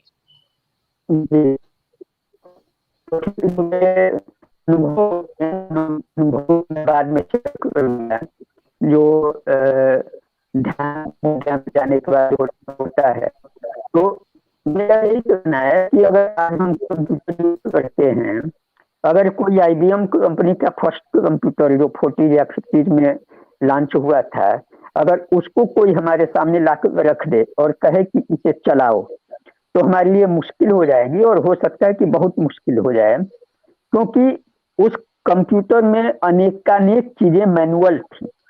लेकिन आज का जो कंप्यूटर है, 5G का कंप्यूटर या फिर जो 7th जनरेशन का कंप्यूटर है, उसमें कई सारी चीजें ऑटोमेटिक होती हैं। तो जब वो प्रोसीजर ऑटोमेटिक होती है, तो हमें ये नहीं पता चल पाता है कि ये प्रोसेस कैसे हो रहा है, क्योंकि हम जो पाना चाहते हैं वो तो ऑटोमेटिक वो ला कर रख दे रहा है। लेकिन जो 50s के जमाने का कंप्यूटर था, उसमें चीजें ऑटोमेटिक नहीं होती थी, मैनुअल होती थी, तो वो चलाने में हमको परेशानी होगी। तो जस्ट यही चीज हमारे वेदों के साथ है, हमारे जो पुराने स्क्रिप्चर्स हैं जिनको हम देख रहे हैं, वो थोड़ी मुश्किल हो जाती है हमें समझने के लिए। और उसको समझने के लिए हमें आध्यात्मिक होना पड़ेगा। लोग कहते हैं कि मंदिर में घंटा बजाने से होगा, नहीं, ऐसा नहीं है। दरअसल हमें योग पर ध्यान देना होगा, हमें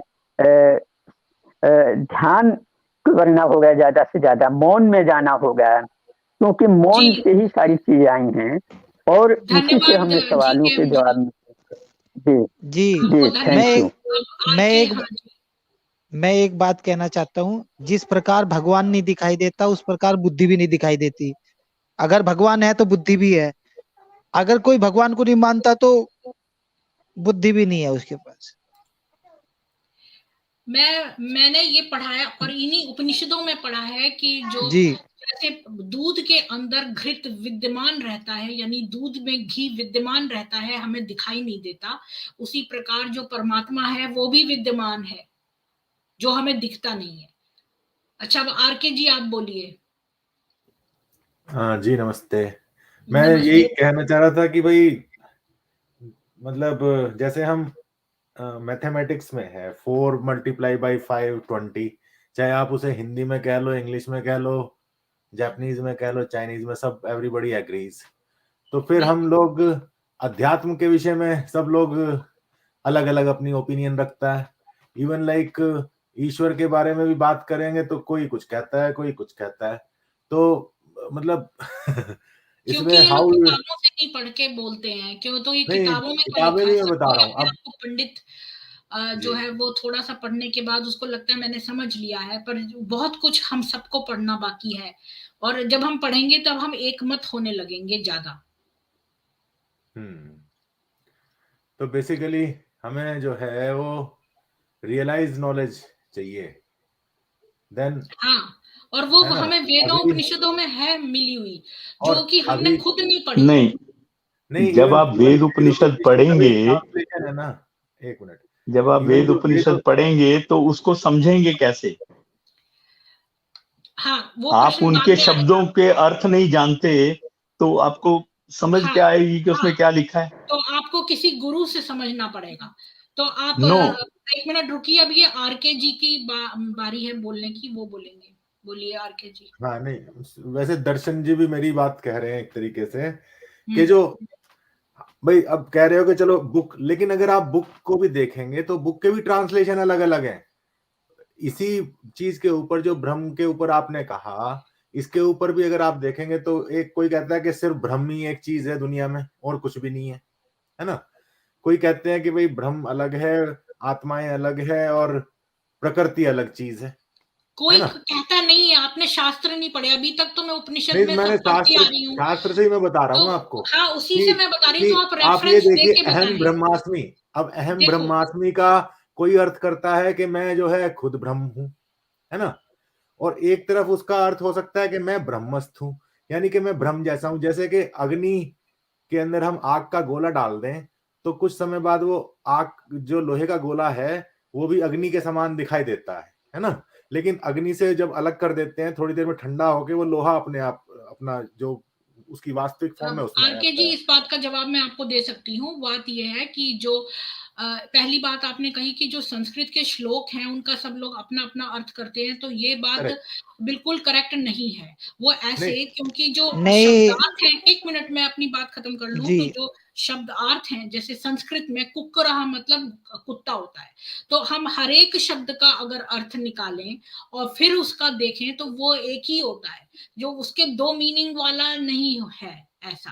तो काफी हद तक जो है हमें समझ में आ जाता है अगर हम उसका पहले शब्दार्थ पढ़ें और उसके बाद उसका जो है वो जो इम्प्लाइड मीनिंग है वो बाद में पढ़ें। पहले एग्जैक्ट लिटरल ट्रांसलेशन करके देखें तो हमें काफी कुछ समझ में आ जाता है, और जब हम ये सारे पढ़ेंगे तब हमें काफी कुछ ज्ञान हो जाएगा कि हम ब्रह्मस्मि मतलब मैं ही ब्रह्म हूं, ऐसा जब आप महसूस करने लगेंगे अपने आप में, जो दूसरी आत्माएं हैं उनको भी अपने जैसा महसूस करने लगेंगे और देखेंगे कि ये पूरा ब्रह्मांड ही एक ही है। जब ये आप मन से महसूस कर लेंगे, वो स्टेज आती है धीरे धीरे, तब आप अहम ब्रह्मास्मि जो है चरित्रार्थ करेंगे उस नहीं, उस बट वो जो अहम ब्रह्मास्मि है वो 24 घंटे नहीं रह सकता आपके साथ। वो तब तक है जब तक कि आप समाधि की स्थिति में बैठे हुए हैं, तब हाँ, आपको लगेगा। तो वो वही बात हो गई कि वो लोहे का गोला जब तक आग के अंदर पड़ा हुआ और है लोहा लोहा तो ही आग रहेगा, चाहे वो आग में चला है और आग के समान लगे तब भी लोहा लोहा ही रहेगा, और अग्नि नहीं, अग्नि ही रहेगी। आप नहीं, ये लोहा कह तो रहे लोहा हैं ही कि रहेगा। तो इसमें हम कह रहे हैं कि जो ईश्वर तो के ब्रह्म उसमें क्या जो है? हाँ, ब्रह्म है क्या? ब्रह्म जो है वो निराकार रूप है। नहीं, इस परमात्मा ईश्वर का जो ब्रह्म है, वो जो पर ब्रह्म जो परे है, जो नो निराकार और निर्गुण है। नहीं, नहीं, मैं बता रहा हूँ क्यों? ब्रह्म है ब्रह्म क्या है। शब्द का प्रीति सिर्फ जी, एक ही अर्थ है। अगर आपने मैं कहा अपने अभी, शाब्दिक अर्थों में बताऊं, सुदेव जी, ब्रह्म क्या जी है? बताइए। कल्पना है। नो, ब्रह्म का एक अर्थ है और वो बिल्कुल स्पष्ट है, उसको प्रमाणित किया जा सकता है और हर जगह वही अर्थ रहेगा। आपने अभी प्रीति जी ने बताया कि शब्द का एक ही अर्थ, शाब्दिक अर्थ होता है और उसकी इम्प्लाई जब हम करते हैं तो अलग अलग हो सकता है, उसे अर्थ ज्ञान कहते हैं। वो कंटेक्स्ट के हिसाब से होता है, पर अर्थ जो है वो एक ही रहेगा।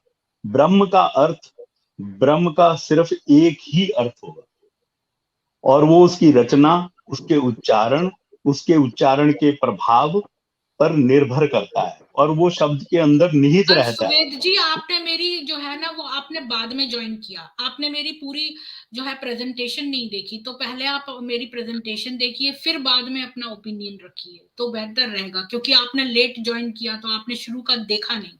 ये सब मैं कवर कर चुकी हूँ, तो हम बेकार में इसका वो कर रहे हैं।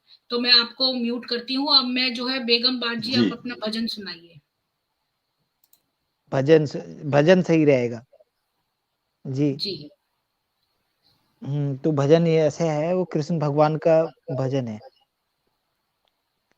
पत्थर के कृष्ण मुरारी, पत्थर की राधा प्यारी, पत्थर से पत्थर घिसकर पैदा होती चिंगारी। पत्थर की नारी अहिल्या पत्थर की नारी अहिल्या, पग से श्री राम ने तारी। पत्थर के मट पे बैठे मैया हमारी, पत्थर के कृष्ण मुरारी, पत्थर की राधा प्यारी, पत्थर से पत्थर घिसकर पैदा होती चिंगारी। 14 वर्ष वनवास को भेजा राम लखन सीता को, पत्थर रख दशरथ ने सीने पे। वो भी पत्थर थे जो राम के लगे, पत्थर की जगह जगह पर भोले भंडारी। पत्थर के कृष्ण मुरारी, पत्थर की राधा प्यारी, पत्थर से पत्थर घिसकर पैदा होती चिंगारी। बस इतना ही आता मुझे तो। नहीं, वैसे तो आपने बहुत अच्छी सुंदर, एफर्ट किया है। बहुत सुंदर, बहुत सुंदर। हाँ, मैंने कोशिश कर लेकिन रहा था बस। तो अब इस लेकिन भजन के साथ मैं ये सेशन जो है खत्म करती हूँ, और कल फिर किसी टॉपिक पे हम फिर से जो है आएंगे और बातचीत करेंगे। और मैं आप सब लोगों से और आग्रह करूंगी, अनुरोध करूंगी कि आप लोग शुरू से प्रेजेंटेशन देखें और फिर उस पर बातचीत करेंगे। प्रीति जी, और वो भी बोल दीजिए, ये टेलीग्राम हमारा वाला ज्वाइन कर लें हाँ, सभी को। वो ये बेगम बाजी जो है वो प्राइवेट चैट में उन्होंने टेलीग्राम का दिया है, आप लोग लिंक ज्वाइन कर सकते हैं। और प्लीज मेरे को सपोर्ट करने के लिए मेरे वीडियो शेयर करें आगे, और एटलीस्ट 2 लोगों को जो है वो इन्फॉर्मेशन जरूर दें। आप इसमें से मैं आपको परमिशन देती हूँ, आप क्लिप्स काट के लोगों को दे सकते हैं, और ताकि आपको दोबारा से कोई प्रेजेंटेशन बनानी ना पड़े। उसमें जो है वो वहीं से क्लिप काट के आप उसमें लोगों तो को यूट्यूब लिखा है बेगम्बा जी। अच्छा, यूट्यूब नहीं, पहले मैंने वो दिया होगा ना आपको, ऊपर दे रखा है ना, ऊपर वाला। तो आप लोग अच्छा, चेक मैं कर सकते हैं। नहीं, दोबारा लिख दो भाई। हाँ, दोबारा से दे देता हूँ दोबारा दे जी। 1 मिनट रुक जाओ आप। तो ये आपको दे देंगे, और अब मैं ये ब्रॉडकास्ट एंड करती हूँ। आप सब लोगों धन्यवाद। का देखने का धन्यवाद।